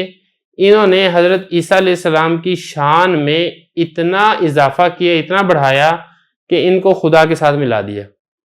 تو حضرت عیسیٰ علیہ السلام کے بارے میں جو عیسائیوں کا عقیدہ ہے وہ عقیدہ تثلیث ہے. حضرت عیسائی یہ کہتے ہیں کہ جو خدا ہیں, جن کی پرستش اور جن کی عبادت کی جاتی ہے, وہ حضرت عیسیٰ علیہ السلام, اللہ تعالیٰ اور حضرت بی بی مریم, ان تینوں کا مجموعہ خدا ہے. پھر ایک طرف وہ یہ بھی کہتے ہیں کہ حضرت عیسیٰ علیہ السلام اللہ تعالیٰ کے بیٹے ہیں, اور ایک طرف وہ یہ بھی کہتے ہیں کہ اللہ تعالیٰ نے عیسیٰ علیہ السلام کے اندر حلول کر لیا ہے. تو اس طریقے کے ان کے شرکی عقائد ہیں اپنے نبی حضرت عیسیٰ علیہ السلام کے بارے میں. حضرت فرما رہے ہیں مسلمانوں کو، اے مسلمانوں، جو دعویٰ نصرانیوں نے، عیسائیوں نے اپنے نبی کے بارے میں کیا تھا، ایک دعویٰ کیا تھا خدائی کا، دوسرا دعویٰ کیا تھا اللہ تعالیٰ کے بیٹا ہونے کا، تیسرا دعویٰ کیا تھا کہ اللہ تعالیٰ نے حضرت عیسیٰ علیہ السلام میں نعوذ باللہ حلول کر لیا تھے. 3 دعوے تھے اور تینوں ہی کفریہ اور شرکیہ دعوے تھے. حضرت فرما رہے ہیں کہ اے مسلمانوں، تم دعویٰ چھوڑ دو، تم اپنے نبی کے بارے میں یہ والا دعویٰ نہ کرنا. لیکن اس کا مطلب یہ بھی نہیں ہے کہ ہم آپ صلی اللہ علیہ وسلم کی تعریف چھوڑ دیں. فرما رہے ہیں کہ وَحْكُمْ بِمَا شِئْتَ فِيهِ مِدْحًا، آپ صلی اللہ علیہ وسلم کی جتنی تعریف کرنا چاہتے ہو اتنی تعریف کرو. وَحْتَاكِمِي، اور اس میں آپ شریعت سے فیصلہ کروا لو، یعنی شریعت جس تعریف کو ٹھیک کہے وہ تعریف ٹھیک ہے، اس کو اپنا لو، اور جس تعریف سے شریعت منع کرے اس کو چھوڑ دو. آپ نبی کریم صلی اللہ علیہ وسلم اللہ کے بندے اور اللہ کے رسول ہیں، یہ آپ نے جملہ یاد رکھنا ہے اور اسی کو سامنے رکھتے ہوئے آپ صلی اللہ علیہ وسلم کی کھل کر تعریف اور عظمت بیان کرنی ہے. 44 نمبر شعر میں حضرت ناظم رحمہ اللہ تعالیٰ آپ صلی اللہ علیہ وسلم کی تعریف اور تقدیس بیان کرنے کی دعوت دے رہے ہیں. حضرت نے ارشاد فرمایا وَانْسُبْ إِلَى ذَاتِهِ مَا شِئْتَ مِنْ شَرَفٍ وَانْسُبْ إِلَى قَدْرِهِ مَا شِئْتَ مِنْ عَظَمٍ. یہ عربی عبارت ہے، اس کا ترجمہ دیکھ لیں. وَانْسُبْ، اور منسوب کرو نبی کریم صلی اللہ علیہ وسلم کی ذات اقدس کی طرف جو بزرگی اور شرافت چاہو منسوب کرو، اور آپ کے مرتبے کی طرف جو عظمتیں چاہو وہ منسوب کرو. یہ اس کا ترجمہ پورے کا. اب ایک ایک لفظ کا ترجمہ دیکھ لیں. منسوب، اس کا مطلب ہوتا ہے منسوب کرو، یہ اس میں آرڈر دیا جا رہا ہے، حکم دیا جا رہا ہے. الا ذاتی ہی، نبی کی ذات کی طرف، یہ جو ہی ہے نا اس کا مطلب ہے نبی صلی اللہ علیہ وسلم. الا اس کا مطلب ہوتا ہے طرف، آپ صلی اللہ علیہ وسلم کی ذات مبارک اور ذات اقدس کی طرف منسوب کرو. ما اس کا مطلب ہوتا ہے جو، شیتا تم چاہو، من سے شرف، شرافت، بزرگی، عظمت، یہ اس کے مختلف معنی ہیں شرف کے. ونسب یہ وہی ہے منسوب کرو. الا اس کا وہی ترجمہ ہے طرف. قدری ہی آپ صلی اللہ علیہ وسلم کے مرتبے کی طرف، قدر و مرتبہ جو ہم کہتے ہیں نا اردو میں، یہ وہی ہے. معاشیتا وہی ہے جو تم چاہو. من اعظمی عظمت. اب سارے کا ترجمہ دیکھیں تو حضرت ناظم رحمہ اللہ تعالیٰ مسلمانوں کو حکم دے رہے ہیں، مسلمانوں سے التجا اور درخواست کر رہے ہیں کہ آپ صلی اللہ علیہ وسلم کی ذات مبارک کی طرف جو تم چاہو وہ شرافت و بزرگی میں سے منسوب کرنا چاہو تم منسوب کرو، اس کی نسبت کرو نبی کریم صلی اللہ علیہ وسلم کی طرف. اور اسی طرح آپ صلی اللہ علیہ وسلم کے اونچے عالی شان مرتبے اور قدر و منزلت کی طرف جو عظمتیں، بلندیاں، رفتیں منسوب کرنا چاہو تم منسوب کرو. لیکن بات وہی ہے جو پچھلے شعر کے اندر گزری ہے کہ اس چیز میں جو فیصلہ کیا جائے گا وہ شریعت سے فیصلہ لیا جائے گا. شریعت کی حد میں رہتے ہوئے جتنی چاہو مرضی آپ صلی اللہ علیہ وسلم کی تعریف کرو، آپ صلی اللہ علیہ وسلم کی تقدیس کرو، آپ صلی اللہ علیہ وسلم کی بزرگی اور شان بیان کرو. سبق نمبر 44 میں نبی کریم صلی اللہ علیہ وسلم کی تعریف کا حکم دیا جا رہا تھا. سبق نمبر 45 میں بھی یہی مضمون ارشاد فرمایا جا رہا ہے. آپ پہلے عربی عبارت دیکھ لیں. فَإِنَّ فَضْلَ رَسُولِ اللَّهِ لَيْسَ لَهُ حَدٌّ فَيُعْرِبْ عَنْهُ نَاطِقٌ بِفَمِهِ. یہ عربی عبارت ہے، اس کا ترجمہ دیکھ لیں.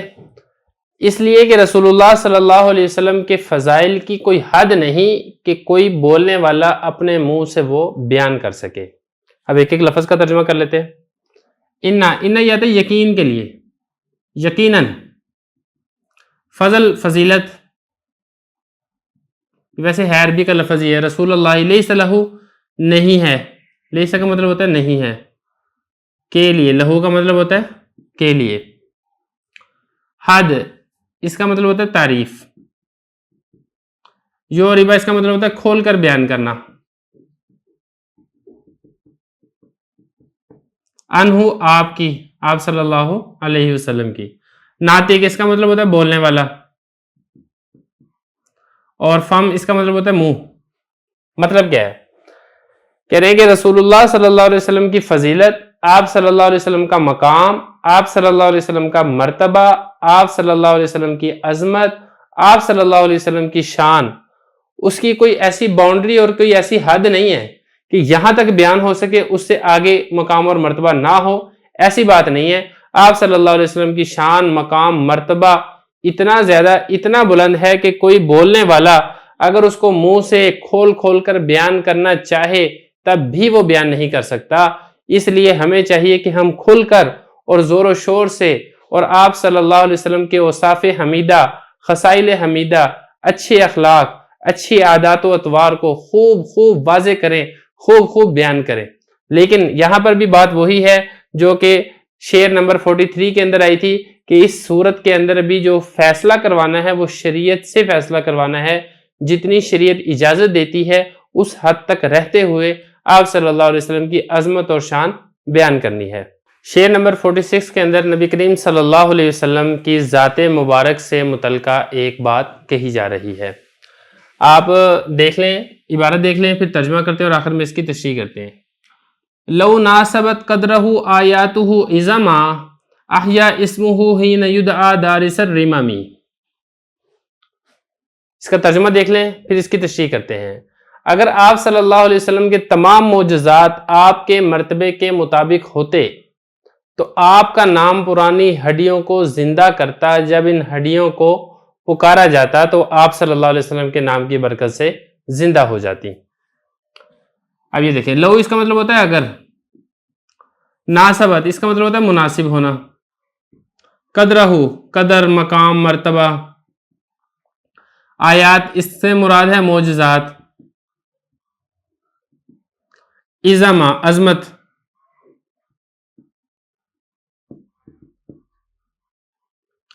احیا اس کا مطلب ہوتا ہے زندہ ہونا یا زندہ کرنا، اسمہ آپ اس کا نام، مطلب آپ صلی اللہ علیہ وسلم کا نام، ہینا جس وقت، یدعا پکارا جاتا، بلایا جاتا،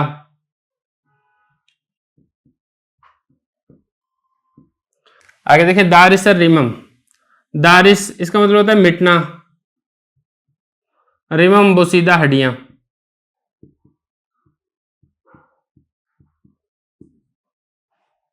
اب اس کا مطلب کیا دیکھ لیں، فرما رہے ہیں کہ آپ صلی اللہ علیہ وسلم کے مقام اور مرتبے کے مطابق اگر آپ صلی اللہ علیہ وسلم کو تمام معجزات دیے جاتے تو آپ صلی اللہ علیہ وسلم کا نام مبارک اتنا بابرکت اور اتنا مقدس نام ہے کہ اگر آپ صلی اللہ علیہ وسلم کے نام مبارک کی برکت سے بوسیدہ ہڈیوں کو بلایا جاتا، ان کو کہا جاتا کہ اٹھ کر زندہ ہو جاؤ تو وہ اٹھ کر زندہ ہو جاتی۔ آپ صلی اللہ علیہ وسلم کی اتنی عظمت شان ہے۔ تو خلاصہ اس شعر کا بھی یہ ہے کہ جتنی ہو سکے آپ صلی اللہ علیہ وسلم کی تعریف کی جانی چاہیے۔ شعر نمبر 47 میں نبی کریم صلی اللہ علیہ وسلم کا ایک احسان عظیم جو کہ امت پر کیا ہے اس کو بیان کیا جا رہا ہے۔ آپ عربی عبارت دیکھ لیں، پھر ترجمہ کریں گے اور آخر میں اس کی تشریح کرتے ہیں۔ لم یمتحنا بما تعی العقول به حرصا علینا فلم نرتب ولم نہمی۔ اس کا ترجمہ دیکھ لیں، نبی کریم صلی اللہ علیہ وسلم نے ازراہ شفقت ہمارا امتحان نہیں لیا ان چیزوں سے جن سے عقلیں تھک جاتی ہیں، اسی وجہ سے ہم نے شک نہیں کیا اور نہ ہی ہم حیران و پریشان ہوئے۔ اب ایک ایک لفظ کا میں آپ کو ترجمہ بتاتا ہوں، پھر اس کی تشریح کرتے ہیں۔ لم یمتحنا، لم اس کا مطلب ہوتا ہے نہیں، یمتحن یہ امتحان سے، امتحان نہیں لیا ہمارا، بما ایسی چیزیں، تایا اس کا مطلب ہوتا ہے تھکنا، العقول یہ عقل کی جمع، بھی جس سے، حرصن لالچ کرنا، علینا ہم پر، فلم نرتب، نرتب اس کا مطلب ہوتا ہے شک کرنا،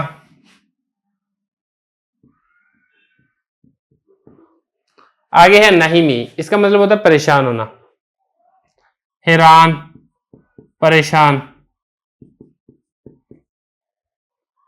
یہ میں نے ایک ایک لفظ کا ترجمہ کر دیا، آپ ذرا دوبارہ دیکھیں۔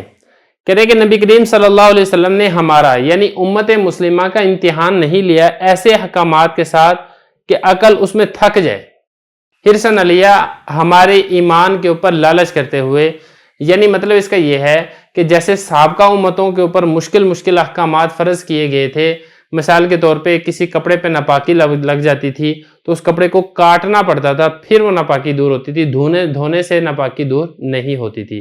اس طرح کے مشکل احکام جو سابقہ امتوں کے اوپر فرض کیے گئے تھے، نبی کریم صلی اللہ علیہ وسلم نے عذرائے شفقت ہمارا ان چیزوں میں امتحان نہیں لیا کہ ہماری عقلیں حیران و پریشان ہو جاتی کہ ان مشکل احکامات کے اوپر عمل کیسے کیا جائے گا۔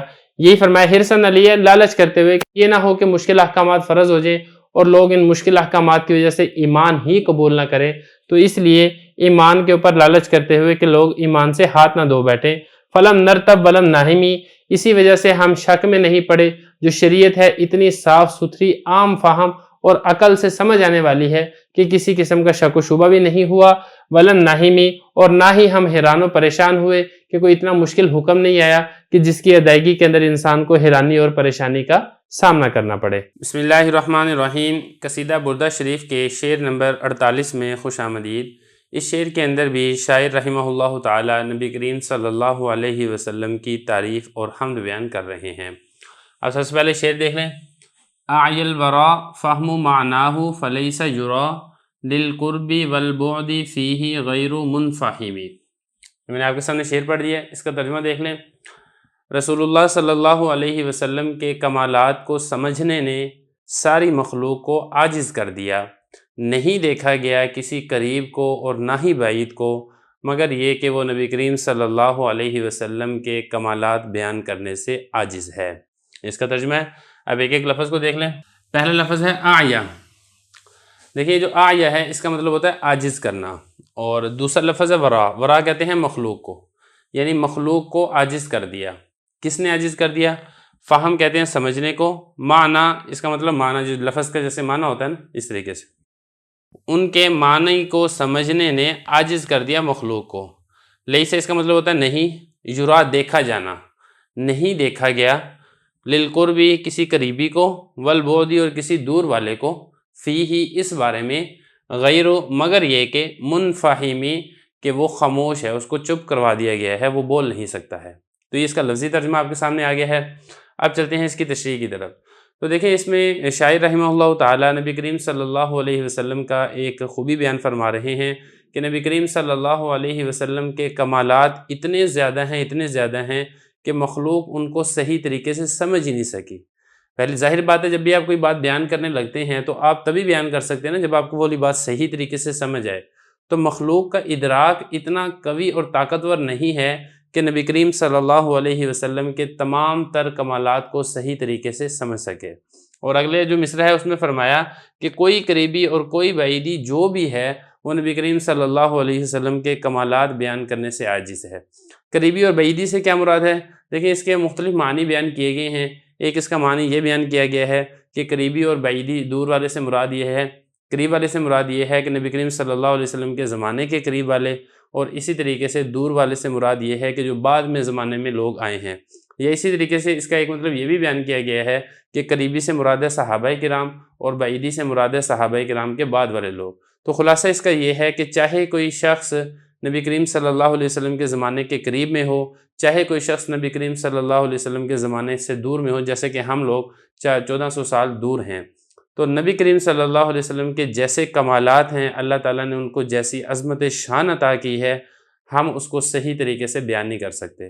ہم اس کو صحیح طریقے سے اگر بیان کرنے لگیں تو ایسا ہی ہوگا جیسا کہ گونگا ہوتا ہے۔ اب گونگے کو آپ نے دیکھا ہوگا وہ صحیح طریقے سے بول نہیں سکتا، بس وہ گونگا گونگا اسی طریقے سے کر رہا ہوتا ہے۔ تو اسی طرح جو ہم نبی کریم صلی اللہ علیہ وسلم کی تعریف بیان کرتے ہیں، اگر حضور کی عظمت شان کو دیکھی جائے تو ہماری تعریف بہت چھوٹے سے چھوٹا درجہ رکھتی ہے، لیکن بہرحال جتنی ہمیں توفیق ملے ہمیں آپ صلی اللہ علیہ وسلم کے کمالات کو اور آپ صلی اللہ علیہ وسلم کی عظمت شان کو یہ بیان کرتے رہنا چاہیے۔ شعر نمبر 49 کے اندر حضرت ناظم رحمہ اللہ تعالیٰ نے نبی کریم صلی اللہ علیہ وسلم کو سورج کے ساتھ تشبیہ دی ہے۔ آپ سب سے پہلے شعر دیکھ لیں، پھر ترجمہ کرتے ہیں اور آخر میں اس کی تشریح کرتے ہیں۔ کالشمس تظہر للعینین من بعد صغیرۃ وتقل الطرف من امم۔ میں نے آپ کے سامنے شعر پڑھ دیا، اس کا ترجمہ دیکھ لیں۔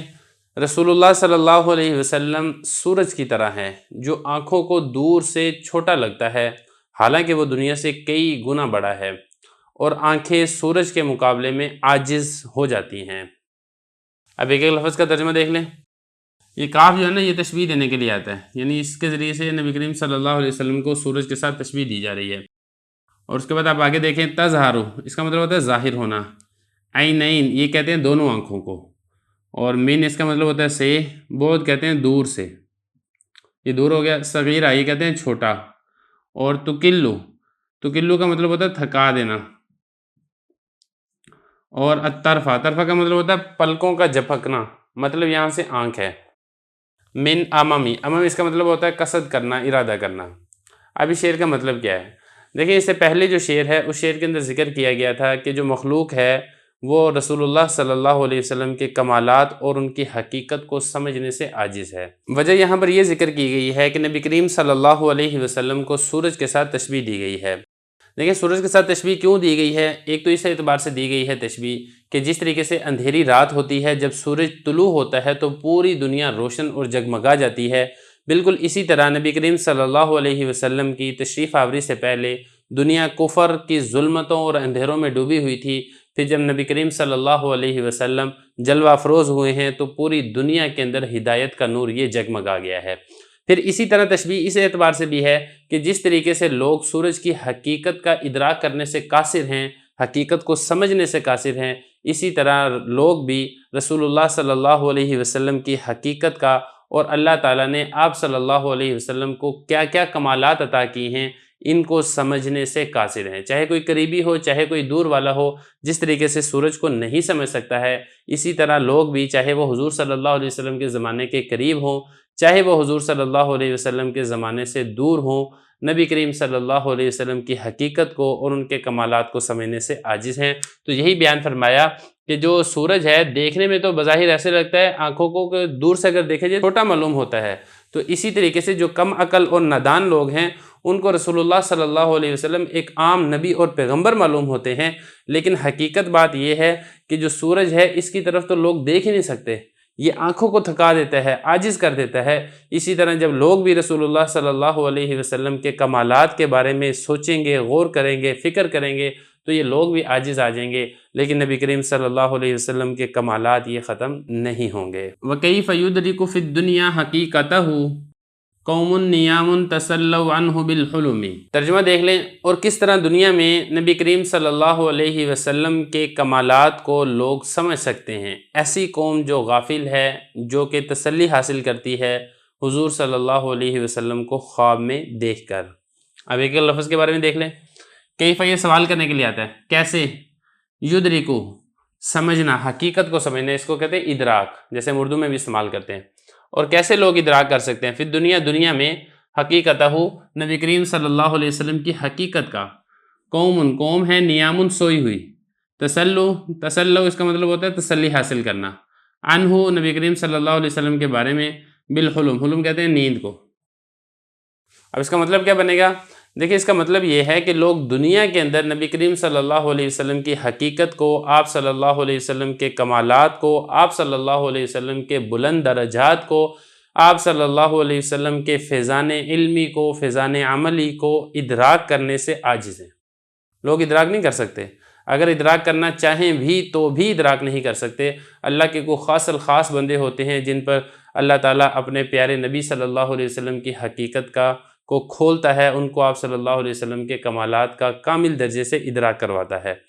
آگے فرما رہے ہیں حضرت ناظم رحمہ اللہ تعالیٰ، لوگ تو ایسے ہیں جیسا کہ سوئے ہوئے ہوں اور خواب کے اندر نبی کریم صلی اللہ علیہ وسلم کی زیارت ہو جائے تو اس سے خوش ہو جاتے ہیں اور سمجھتے ہیں کہ ہم نے تو بہت بڑا کمال حاصل کر لیا، ہمیں نبی کریم صلی اللہ علیہ وسلم کی زیارت ہو گئی۔ تو اگرچہ اس کے اندر کوئی شک نہیں ہے، یہ بہت بڑی فضیلت کی بات ہے کہ خواب میں نبی کریم صلی اللہ علیہ وسلم کی زیارت حاصل ہو جانا، لیکن صرف زیارت ہونے سے کوئی شخص یہ نہیں کہہ سکتا کہ میں نے نبی کریم صلی اللہ علیہ وسلم کے کمالات کا ادراک کر لیا ہے۔ جو انسان ہے اس دنیا کے اندر حضور صلی اللہ علیہ وسلم کی عظمت شان کو سمجھنے سے قاصر ہے۔ یہاں پر ایک بات اور سمجھ لیں کہ یہاں پر دنیا کا ذکر کیا کہ دنیا کے اندر نبی کریم صلی اللہ علیہ وسلم کی حقیقت کا ادراک یہ ممکن نہیں ہے۔ یہ اس لیے ذکر کیا ہے کہ جب آخرت ہوگی تو اللہ رب العزت اپنے پیارے محبوب صلی اللہ علیہ وسلم کے کمالات کو بالکل آشکارا کر دیں گے اور لوگوں کے سامنے آپ صلی اللہ علیہ وسلم کے کمالات یہ کھل کر آ جائیں گے اور لوگ آپ صلی اللہ علیہ وسلم کے کمالات علمی، کمالات عملی کا آخرت میں ادراک کر لیں گے۔ شعر نمبر 51 کے اندر حضرت ناظم رحمہ اللہ تعالی نبی کریم صلی اللہ علیہ وسلم کا تمام مخلوق سے افضل ہونا یہ بیان فرما رہے ہیں۔ اب شعر دیکھ لیں، فَمَبْلَغُ الْعِلْمِ فِيهِ أَنَّهُ بَشَرٌ وَأَنَّهُ خَيْرُ خَلْقِ اللَّهِ كُلِّهِمِ۔ شعر میں نے آپ کے سامنے پڑھ دیا ہے، اس کا ترجمہ دیکھ لیں۔ پس مخلوق کے علم کی انتہا نبی کریم صلی اللہ علیہ وسلم کے بارے میں وہ یہ ہے کہ وہ بشر ہیں، اور یہ کہ وہ اللہ تعالیٰ کی تمام مخلوق سے فضیلت یہ رکھتے ہیں۔ اب یہاں پہ ذرا دیکھیں اس کا ایک ایک لفظ کا ترجمہ۔ مبلغ اس کا مطلب ہوتا ہے انتہا، اور علم کی انتہا مخلوق کی، فی ہی آپ صلی اللہ علیہ وسلم کے بارے میں وہ کیا ہے، انہو بشرن کہ وہ بشر ہیں یعنی انسان ہیں، وانہو اور بے شک حضور صلی اللہ علیہ وسلم خیر سب سے بہتر، خلق یہاں پہ مخلوق کے معنی میں اللہ کی مخلوق، کلہم تمام مخلوق، کہ آپ صلی اللہ علیہ وسلم اللہ کی تمام مخلوق میں سے سب سے افضل اور سب سے بہتر ہیں۔ اب اس کا مطلب کیا ہے؟ دیکھیں اس سے پہلے جو دو شعر پہلے یہ والی بات گزری ہے کہ جو مخلوق ہے وہ آپ صلی اللہ علیہ وسلم کے کمالات کا، اس کی حقیقت کو سمجھنے سے قاصر ہے۔ تو ایک سوال ہی پیدا ہو سکتا تھا کہ جب مخلوق آپ صلی اللہ علیہ وسلم کی حقیقت اور کمالات کو نہیں سمجھ سکتی ہے تو کوئی پوچھ سکتا تھا کہ آپ کو پھر حضور صلی اللہ علیہ وسلم کے بارے میں کیا علم ہے؟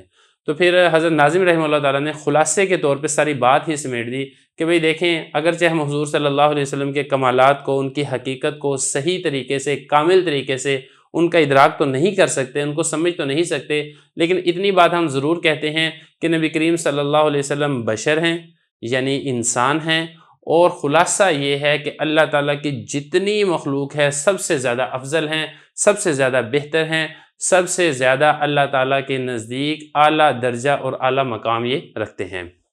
تو یہ اس شعر کا مطلب اور یہ اس شعر کا ترجمہ ہے۔ اچھا، اس میں بعض لوگوں نے یہ کہا کہ یہ چونکہ اس میں حضور صلی اللہ علیہ وسلم کے بارے میں بشر ہونے کا ذکر کیا گیا ہے، تو بعض لوگوں نے اس کو حضور صلی اللہ علیہ وسلم کے بشر ہونے کی نفی کرتے ہوئے اس شعر کو اس قصیدے سے ہی خارج کر دیا اور کہہ دیا کہ یہ جو شعر ہے یہ اس قصیدے کے اندر شامل اور داخل ہی نہیں ہے۔ حالانکہ یہ والی بات درست نہیں ہے۔ قصیدہ بردہ شریف کے پرانے اور قدیم نسخوں کے اندر بھی یہ والا شعر موجود ہے۔ اسی طریقے سے قصیدہ بردہ شریف کی جو شروحات ہیں، خاص طور پہ جو عربی شروحات ہیں، ان عربی شروحات کے اندر بھی اس شعر کا تذکرہ کیا گیا ہے، تو پتہ چلتا ہے کہ یہ شعر واقعی ہی اس قصیدے کے اندر داخل ہے۔ اور دوسری بات یہاں پر یہ ہے کہ نبی کریم صلی اللہ علیہ وسلم کا بشر ہونا یہی اہل سنت والجماعت کا عقیدہ ہے، اور ان کو بشر ہونا کہنے سے کوئی شخص اہل سنت والجماعت سے خارج نہیں ہو جاتا ہے۔ اب یہاں پہ یہ بھی سمجھ لیں کہ حضور صلی اللہ علیہ وسلم نور ہیں یا بشر ہیں، تو دیکھیں آپ صلی اللہ علیہ وسلم ذات کے اعتبار سے تو انسان ہیں، لیکن صفات کے اعتبار سے نور ہیں، یعنی آپ صلی اللہ علیہ وسلم دین کو واضح کرتے ہیں، اور اللہ تعالیٰ کا جو نور ہے یعنی دین اسلام ہے یہ لوگوں تک پہنچاتے ہیں۔ خلاصہ یہ کہ حضور صلی اللہ علیہ وسلم پوری انسانیت کے لیے نور کا چشمہ اور نور کا مینارہ ہیں، جس کی روشنی میں انسانیت خدا کو پہچان لیتی ہے، خدا تک پہنچتی ہے۔ تو اس طرح آپ صلی اللہ علیہ وسلم کا نور ہونا بھی ثابت ہوتا ہے، اور آپ صلی اللہ علیہ وسلم کا بشر ہونا بھی ثابت ہوتا ہے۔ باقی یہ والا مطلب مراد لینا کہ آپ صلی اللہ علیہ وسلم بالکل نور ہیں، بشر ہے ہی نہیں ہے، یہ والا معنی مراد لینا درست نہیں ہے۔ خود حضور صلی اللہ علیہ وسلم کا بشر ہونا یہ قطعی دلائل سے ثابت ہے، جس کا انکار کرنا سراسر گمراہی ہے۔ شعر نمبر 52 کے اندر حضرت ناظم رحمہ اللہ تعالی نے نبی کریم صلی اللہ علیہ وسلم کا دیگر تمام انبیاء سے افضل ہونا اس کو ثابت کیا ہے۔ شعر دیکھ لیں، وَكُلُّ آیٍ أَتَى الرُّسُلُ الْكِرَامُ بِهَا فَإِنَّمَا اتصلت مِن نُورِهِ بِهِمِ۔ شعر میں نے آپ کے سامنے پڑھ دیا ہے، اس کا ترجمہ دیکھ لیں۔ اور وہ تمام معجزات جو انبیاء کرام علیہم السلام نے پیش فرمائے ہیں، بے شک وہ معجزات انبیاء کرام علیہم السلام کو نبی کریم صلی اللہ علیہ وسلم کے نور سے ہی ملے ہیں۔ اب اس میں ایک ایک لفظ کا ترجمہ دیکھ لیں۔ کل یہ کہتے ہیں تمام کو، آئین یہ آیت کی جمع ہے، نشانی علامت، یہاں پہ مراد ہے معجزات۔ عطا اس کا مطلب ہوتا ہے لے کر آنا۔ رسول یہ رسول کی جمع ہے۔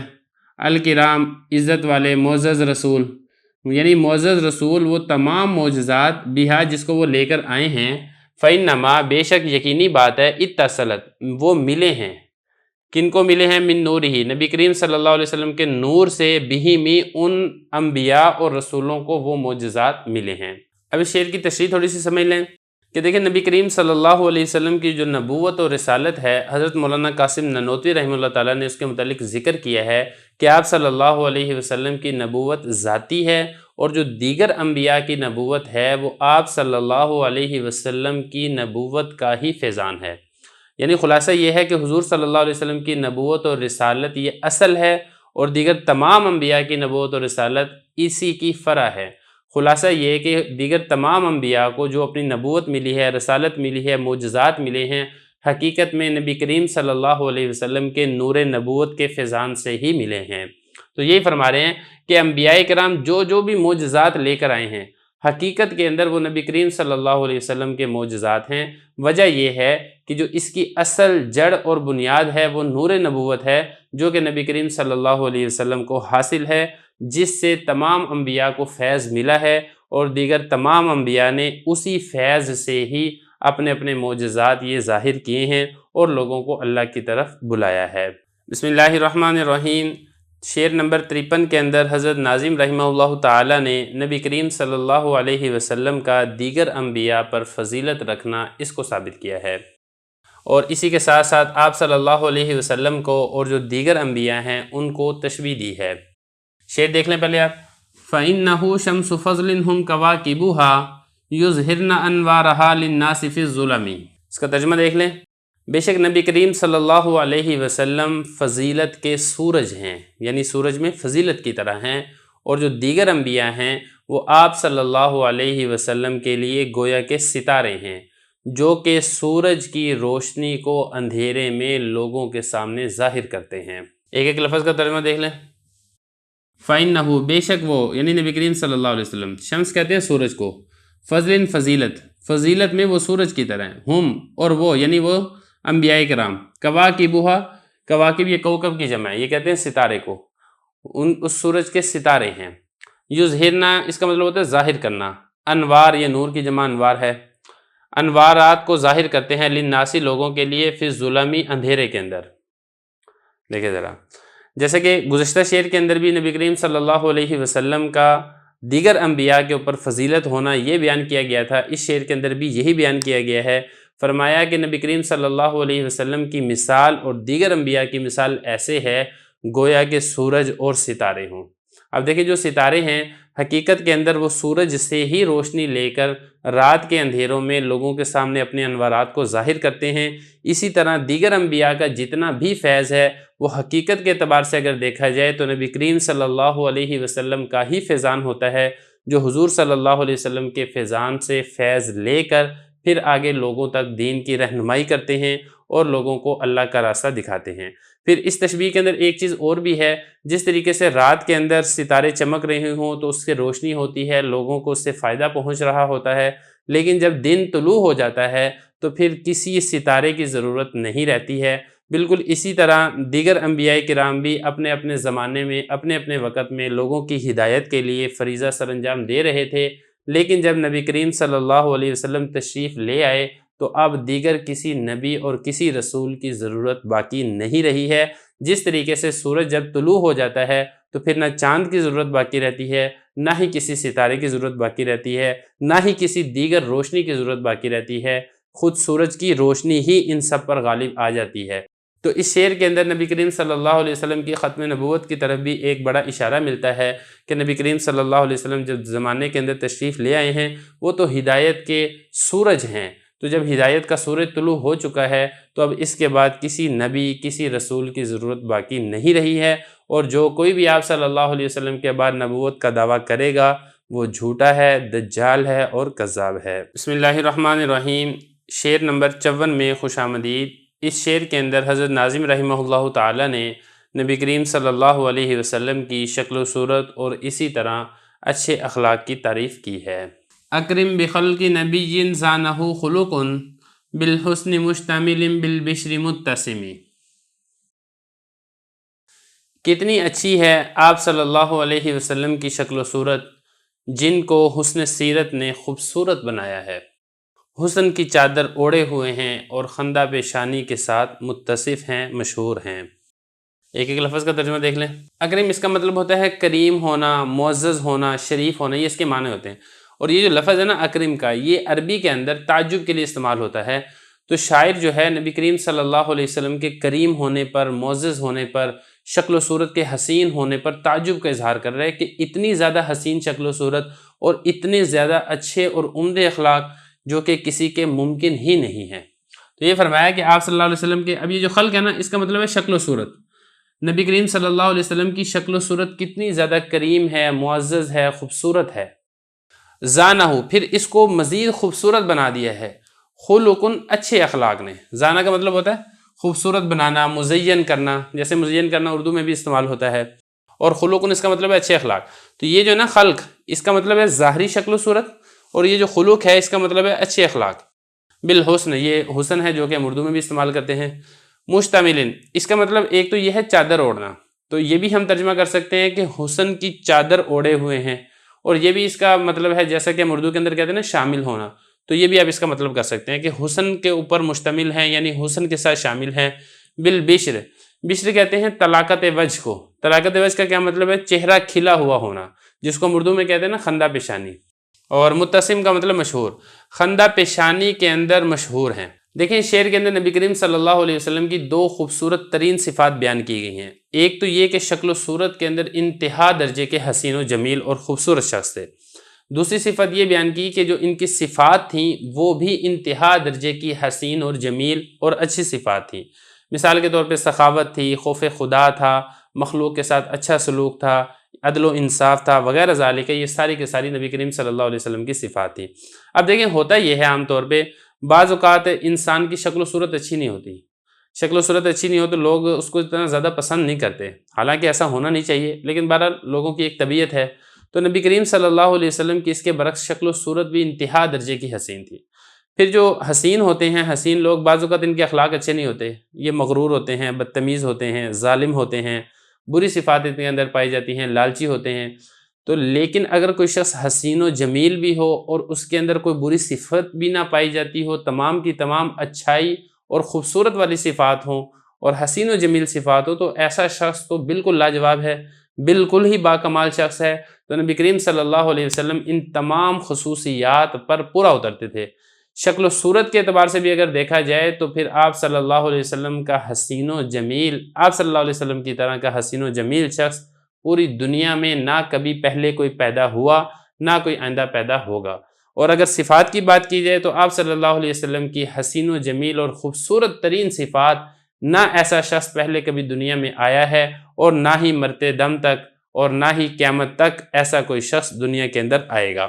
تو یہ نبی کریم صلی اللہ علیہ وسلم کی خوبصورتی اور خوبصورتی کے اوپر جو شاعر رحمہ اللہ تعالیٰ ہیں، ناظم رحمہ اللہ تعالیٰ ہیں، اس کے اوپر تعجب کا اظہار کر رہے ہیں۔ فرما رہے ہیں کہ ان کی جو صفات ہیں ساری کی ساری حسین و جمیل ہیں، گویا کہ کسی نے حسن کی چادر اوڑھے ہوئے ہو۔ دیکھیں جب سردی ہوتی ہے نا، آپ نے دیکھا ہوگا کہ لوگ چادر کے اندر لپٹ جاتے ہیں، وہ پوری چادر انسان کو چھپا لیتی ہے۔ تو نبی کریم صلی اللہ علیہ وسلم پر بھی حسن و جمال، خوبصورتی اور خوبصورتی اس طرح چھائی ہوئی ہے، گویا کہ ایک حسن کی چادر ہے جو نبی کریم صلی اللہ علیہ وسلم نے اوڑھی ہوئی ہے۔ اور یا اس کا یہ بھی آپ کر سکتے ہیں کہ حسن کے اوپر بھی آپ صلی اللہ علیہ وسلم کی ذات مبارک مشتمل ہے، شامل ہے۔ بالبشری متسمی، پھر اس کے بعد ایک اور مزید صفت یہ بیان فرمائی کہ آپ صلی اللہ علیہ وسلم خندہ پیشانی کے ساتھ مشہور تھے، یعنی ان کا چہرہ کھلا ہوا ہوتا تھا۔ بعض لوگ آپ نے دیکھا ہوگا نا کہ ان کا منہ بنا ہوتا ہے، ہر وقت وہ غصے کے اندر ہوتے ہیں، جیسے کہ ہم کہتے ہیں نا کاوڑا بیٹھا ہے، تو بعض لوگ ایسے ہوتے ہیں۔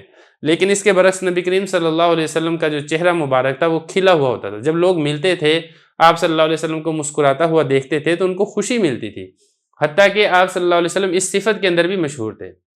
تو شاعر رحمۃ اللہ علیہ فرماتے ہیں کہ جن 6 اشعار پر نبی کریم صلی اللہ علیہ وسلم کو خوشی ہوئی تھی، ان میں سے یہ چوتھا شعر ہے جس پر حضور صلی اللہ علیہ وسلم کو بہت خوشی ہوئی تھی، تو اس لیے اس کو بار بار ہمیں پڑھنا چاہیے۔ شعر نمبر 55 کے اندر حضرت ناظم رحمہ اللہ تعالیٰ نے نبی کریم صلی اللہ علیہ وسلم کی اچھی صفات کو چند چیزوں کے ساتھ تشبیہ دی ہے۔ شعر دیکھ لیں آپ، کالزہر فی طرف والبدر فی شرف والبحر فی کرم والدہر فی ہمم۔ ترجمہ دیکھ لیں، نبی کریم صلی اللہ علیہ وسلم تر و تازگی میں پھول کی طرح ہیں، بلندی میں 14ویں کے چاند کی طرح ہیں، سخاوت میں دریا کی طرح ہیں اور عزم و ہمت میں زمانے کی طرح ہیں۔ اب ایک ایک لفظ کا ترجمہ دیکھ لیں، پھر اس کی تشریح کرتے ہیں۔ دیکھیں جو زہر ہے نا، یہ کہتے ہیں پھول کو، اور طرف اس کا مطلب ہوتا ہے تر و تازگی، اور بدر اس کا مطلب ہوتا ہے 14ویں کا چاند، شرف اس کا مطلب ہوتا ہے اونچا ہونا، بلند ہونا، اور بحر اس کا مطلب دریا بھی ہے، سمندر بھی ہے۔ کرم اس کا مطلب ہوتا ہے سخاوت، اور دہر یہ کہتے ہیں زمانے کو، اور ہمم یہ کہتے ہیں ہمت کو۔ یہ جو فی ہے نا، فی کا مطلب ہوتا ہے میں۔ اب اس کی تھوڑی سی تشریح دیکھ لیں۔ دیکھیں جو زہر ہے یہ زہرتن سے ہے، اور زہرتن کا مطلب ہوتا ہے پھول، اسی سے ہی حضرت فاطمۃ الزہرا ہیں۔ جو حضرت فاطمہ رضی اللہ عنہ کو جو زہرا کہا جاتا تھا، وہ خوبصورتی اور ان کے روشن چہرے کی وجہ سے کہا جاتا تھا۔ گویا کہ خوبصورتی اور روشن چہرے میں وہ پھول کی مثال ہیں، پھول کی مانند ہیں۔ اس لیے نہیں کہ ان کو حیض نہیں آتا تھا، کیونکہ عورت میں اگر حیض نہ آئے تو یہ عورت کے اندر کوئی کمال نہیں ہے، بلکہ یہ عورت کے اندر ایک عیب شمار ہوتا ہے۔ اب یہ جو شاعر رحمہ اللہ تعالیٰ ہیں، یہ نبی کریم صلی اللہ علیہ وسلم کی ایک تعریف کرتے ہوئے پہلی بات تو یہ ارشاد فرمائی ہے کہ تر و تازگی کے اندر نبی کریم صلی اللہ علیہ وسلم کی مثال ایسی ہے جیسا کہ کوئی کھلا ہوا پھول ہو۔ جیسا کہ آپ نے دیکھا ہوگا کہ گلاب ہو اور مکمل کھلا ہوا ہو، اس میں سے خوشبو پھوٹ رہی ہوتی ہے، اور پھر اس کو وہ بہت زیادہ نرم و ملائم ہوتا ہے، لطیف ہوتا ہے۔ نبی کریم صلی اللہ علیہ وسلم کے اندر بھی یہ تمام صفات پائی جاتی تھی، جیسا کہ احادیث کے اندر بھی مذکور ہے۔ صحابی فرماتے ہیں کہ میں نے کوئی چیز نبی کریم صلی اللہ علیہ وسلم کی ہتھیلی سے زیادہ نرم نہیں دیکھی، اور میں نے کسی چیز میں اتنی اچھی خوشبو نہیں دیکھی جتنی نبی کریم صلی اللہ علیہ وسلم کے جسم مبارک سے خوشبو پھوٹتی تھی۔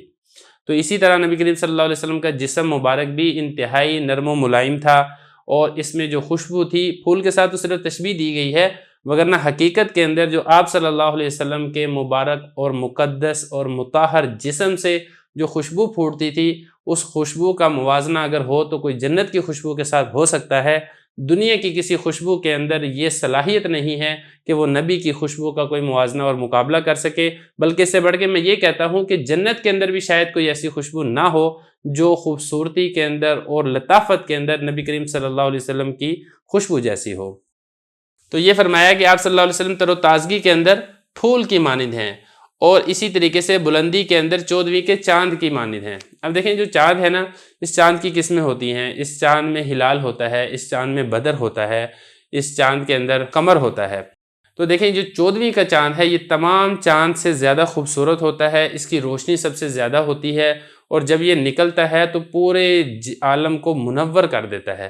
اسی طرح نبی کریم صلی اللہ علیہ وسلم بھی گویا کہ 14ویں کے چاند تھے، جیسے کہ حدیث مبارک کے اندر بھی آپ صلی اللہ علیہ وسلم کو 14ویں کے چاند کے ساتھ تشبیہ دی گئی ہے۔ مطلب کہنے کا یہ ہے کہ انتہائی زیادہ حسین و جمیل اور خوبصورت شخص اور فرد تھے۔ اب جو آگے فرمایا کہ والبحر فی کرم، کہ نبی کریم صلی اللہ علیہ وسلم سخاوت کے اندر سمندر یا بڑے دریا کی مانند ہیں۔ اب دیکھیں جو سمندر ہے، یہ سمندر بہت سخی ہوتا ہے۔ سمندر کے اندر اس وقت جتنی مخلوقات پائی جاتی ہیں، جن کو اللہ تعالیٰ سمندر کے ذریعے سے رزق دیتا ہے، اتنی مخلوق یہ خشکی کے اوپر نہیں پائی جاتی۔ سب کا پیٹ سمندر یہ پال رہا ہے اسباب کے درجے میں۔ پھر اسی طریقے سے سمندر کی جو سخاوت ہے وہ انسانوں پر بھی عام ہے۔ سمندر سے ہی بادل اٹھتے ہیں، ہوائیں چلتی ہیں، پھر وہاں سے پانی آتا ہے اور ہر جگہ پہ بارشیں برستی ہیں۔ پھر اسی طریقے سے سمندر کے ذریعے سے اللہ تعالیٰ انسانوں کو مچھلی کے ذریعے سے شکار فراہم کرتے ہیں، سمندر کے ذریعے سے سمندری تجارت ہوتی ہے۔ کہنے کا مقصد یہ ہے کہ جو سمندر کا جو نفع ہے، فائدہ ہے، وہ عام ہے، مخلوق کو بڑا بے تحاشا فائدہ پہنچتا ہے۔ نبی کریم صلی اللہ علیہ وسلم بھی سخاوت کے اندر اسی طریقے سے سخی تھے جس طریقے سے سمندر سخی ہے۔ حتیٰ کہ ایک روایت میں آتا ہے کہ ایک شخص کو ایک پوری وادی وہ بکریوں سے بھری ہوئی دے دی، اور اسی طریقے سے جب سخاوت پر آتے تھے تو ایک ایک وقت میں کئی 100 اونٹ یہ نبی کریم صلی اللہ علیہ وسلم سخاوت کر دیا کرتے تھے۔ تو یہ آپ صلی اللہ علیہ وسلم کی سخاوت کی کچھ مثالیں ہیں۔ اور اسی طریقے سے والدہر فی ہمم، عزم و ہمت کے اندر زمانے کی مثال ہے۔ دیکھیے جو زمانہ ہے نا، یعنی یہ جو وقت ہے ہمارا، یہ کسی بھی چیز کو پروان چڑھاتا ہے۔ مطلب پہلے بچہ ہوتا ہے، پھر وہ تھوڑا سا بڑا ہوتا ہے، پھر وہ بڑا ہو کے جوان ہو جاتا ہے، اپنے کمال کے درجے کو پہنچ جاتا ہے۔ تو اسی طریقے سے نبی کریم صلی اللہ علیہ وسلم بھی عزم و ہمت کے اندر زمانے کی مثال ہیں۔ جس طریقے سے زمانے کے اندر عزم و ہمت پائی جاتی ہے، وہ لوگوں کو اپنے مقاصد تک پہنچانے میں ان کی مدد کرتا ہے، بالکل اسی طریقے سے نبی کریم صلی اللہ علیہ وسلم کے اندر بھی یہ صفت پائی جاتی ہے۔ شعر نمبر 56 کے اندر حضرت ناظم رحمہ اللہ تعالی نبی کریم صلی اللہ علیہ وسلم کے رعب و دبدبے کو اور عظمت شان کو بیان فرما رہے ہیں۔ شعر دیکھ لیں۔ کأنہ وہو فرد فی جلالتہ فی عسکر حین تلقاہ وفی حشمی۔ اس کا ترجمہ دیکھ لیں۔ جب آپ رسول اللہ صلی اللہ علیہ وسلم سے ملاقات کریں گے تو آپ اپنی عظمت کی وجہ سے اکیلے ہوتے ہوئے بھی ایسے معلوم ہوگا جیسا کہ آپ لشکر میں ہیں اور خادموں کے ساتھ ہیں۔ ایک ایک لفظ کا ترجمہ دیکھ لیں، پھر انشاءاللہ اس کی تشریح بھی کرتے ہیں۔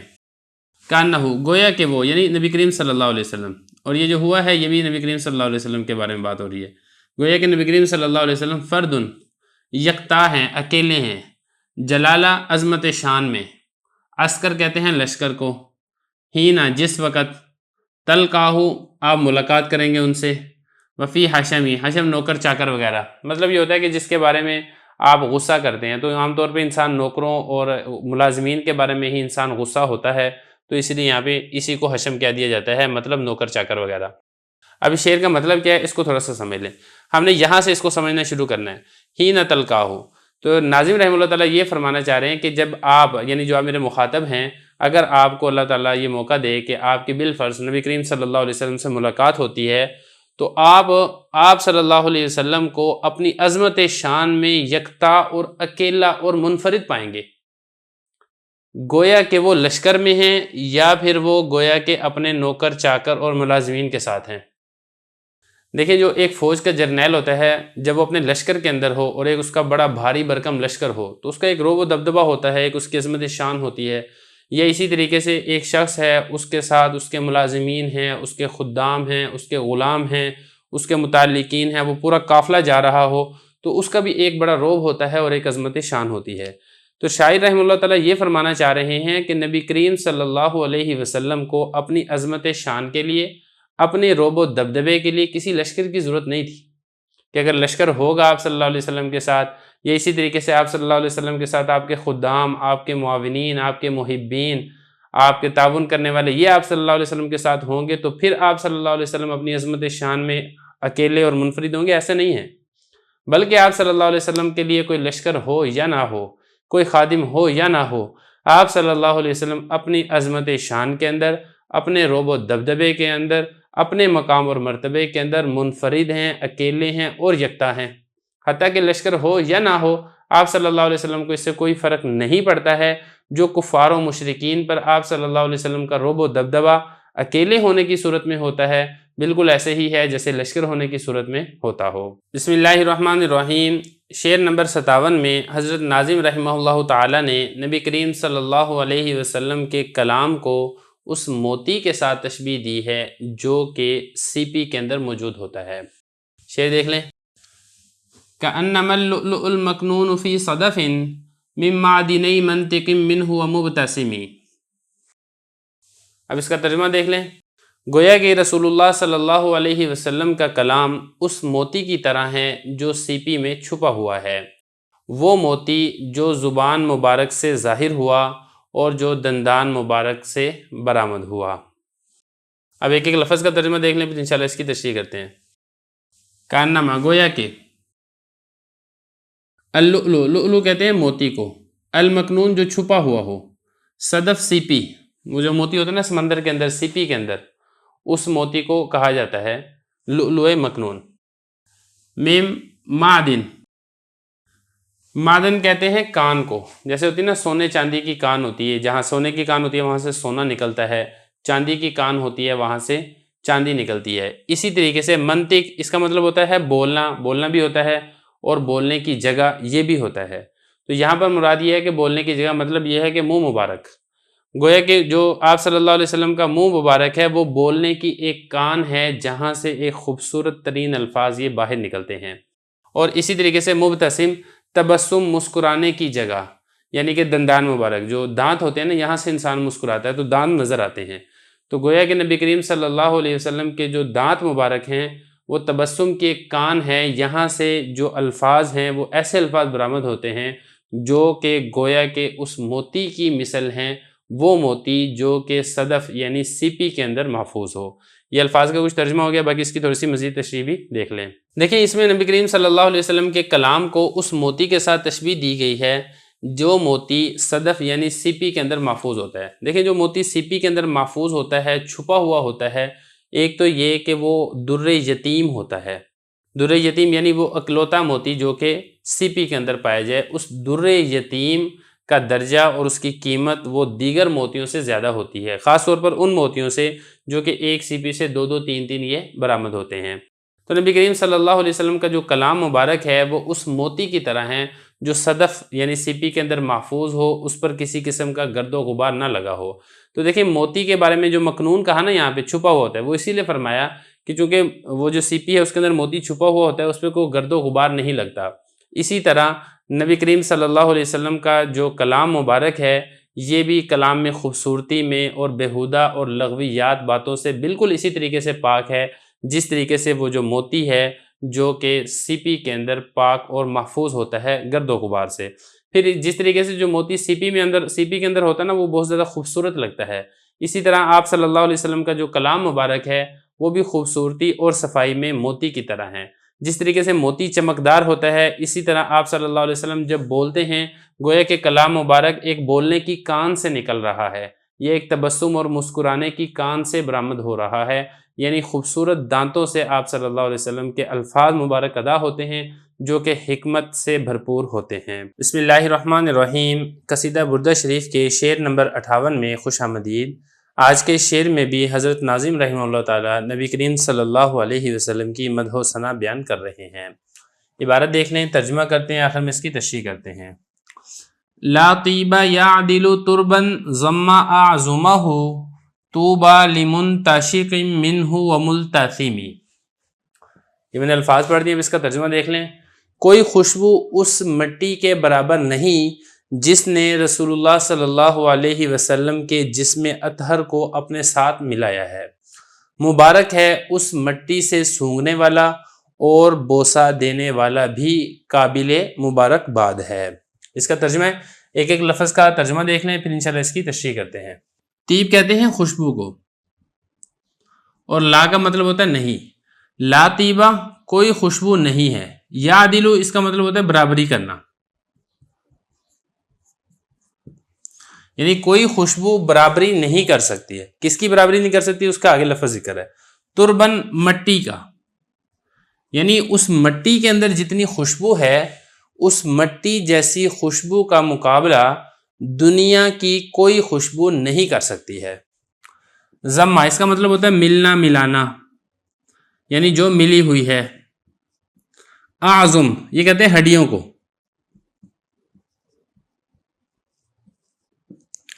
تو مطلب یہ کہ وہ مٹی جو آپ صلی اللہ علیہ وسلم کی ہڈیوں کے ساتھ ملی ہوئی ہے، انسانی جسم ہے اس میں ہڈیاں ہوتی ہیں، تو مراد یہاں پر حضور اکرم صلی اللہ علیہ وسلم کی مبارک ذات ہے، یعنی وہ مٹی جس کو یہ شرف حاصل ہوا ہے کہ اس کا مس نبی کریم صلی اللہ علیہ وسلم کے جسم اطہر کے ساتھ ہوا ہے، اس مٹی کے اندر اتنی خوشبو ہے اور اتنی پاکیزہ اور اتنی سندر خوشبو ہے کہ دنیا جہان کی کوئی خوشبو بھی اس مٹی سے آنے والی خوشبو کا مقابلہ نہیں کر سکتی ہے۔ یہ ہو گیا پہلا مصرع۔ اب آگے دیکھیں، طوبیٰ، طوبیٰ کہتے ہیں خوشخبری کو، خوشخبری ہے کس کے لیے؟ یہ جو لام ہے نا یہ ہوتا ہے لیے، کس کے لیے؟ منتشق کے لیے خوشخبری ہے۔ اب منتشق کا کیا مطلب ہے؟ منتشق کا مطلب ہے کہ وہ لوگ جو سونگھنے والے ہیں، یعنی وہ حضرات صحابہ کرام جنہوں نے اس مٹی کی خوشبو کو سونگھا ہے ان کے لیے خوشخبری ہے۔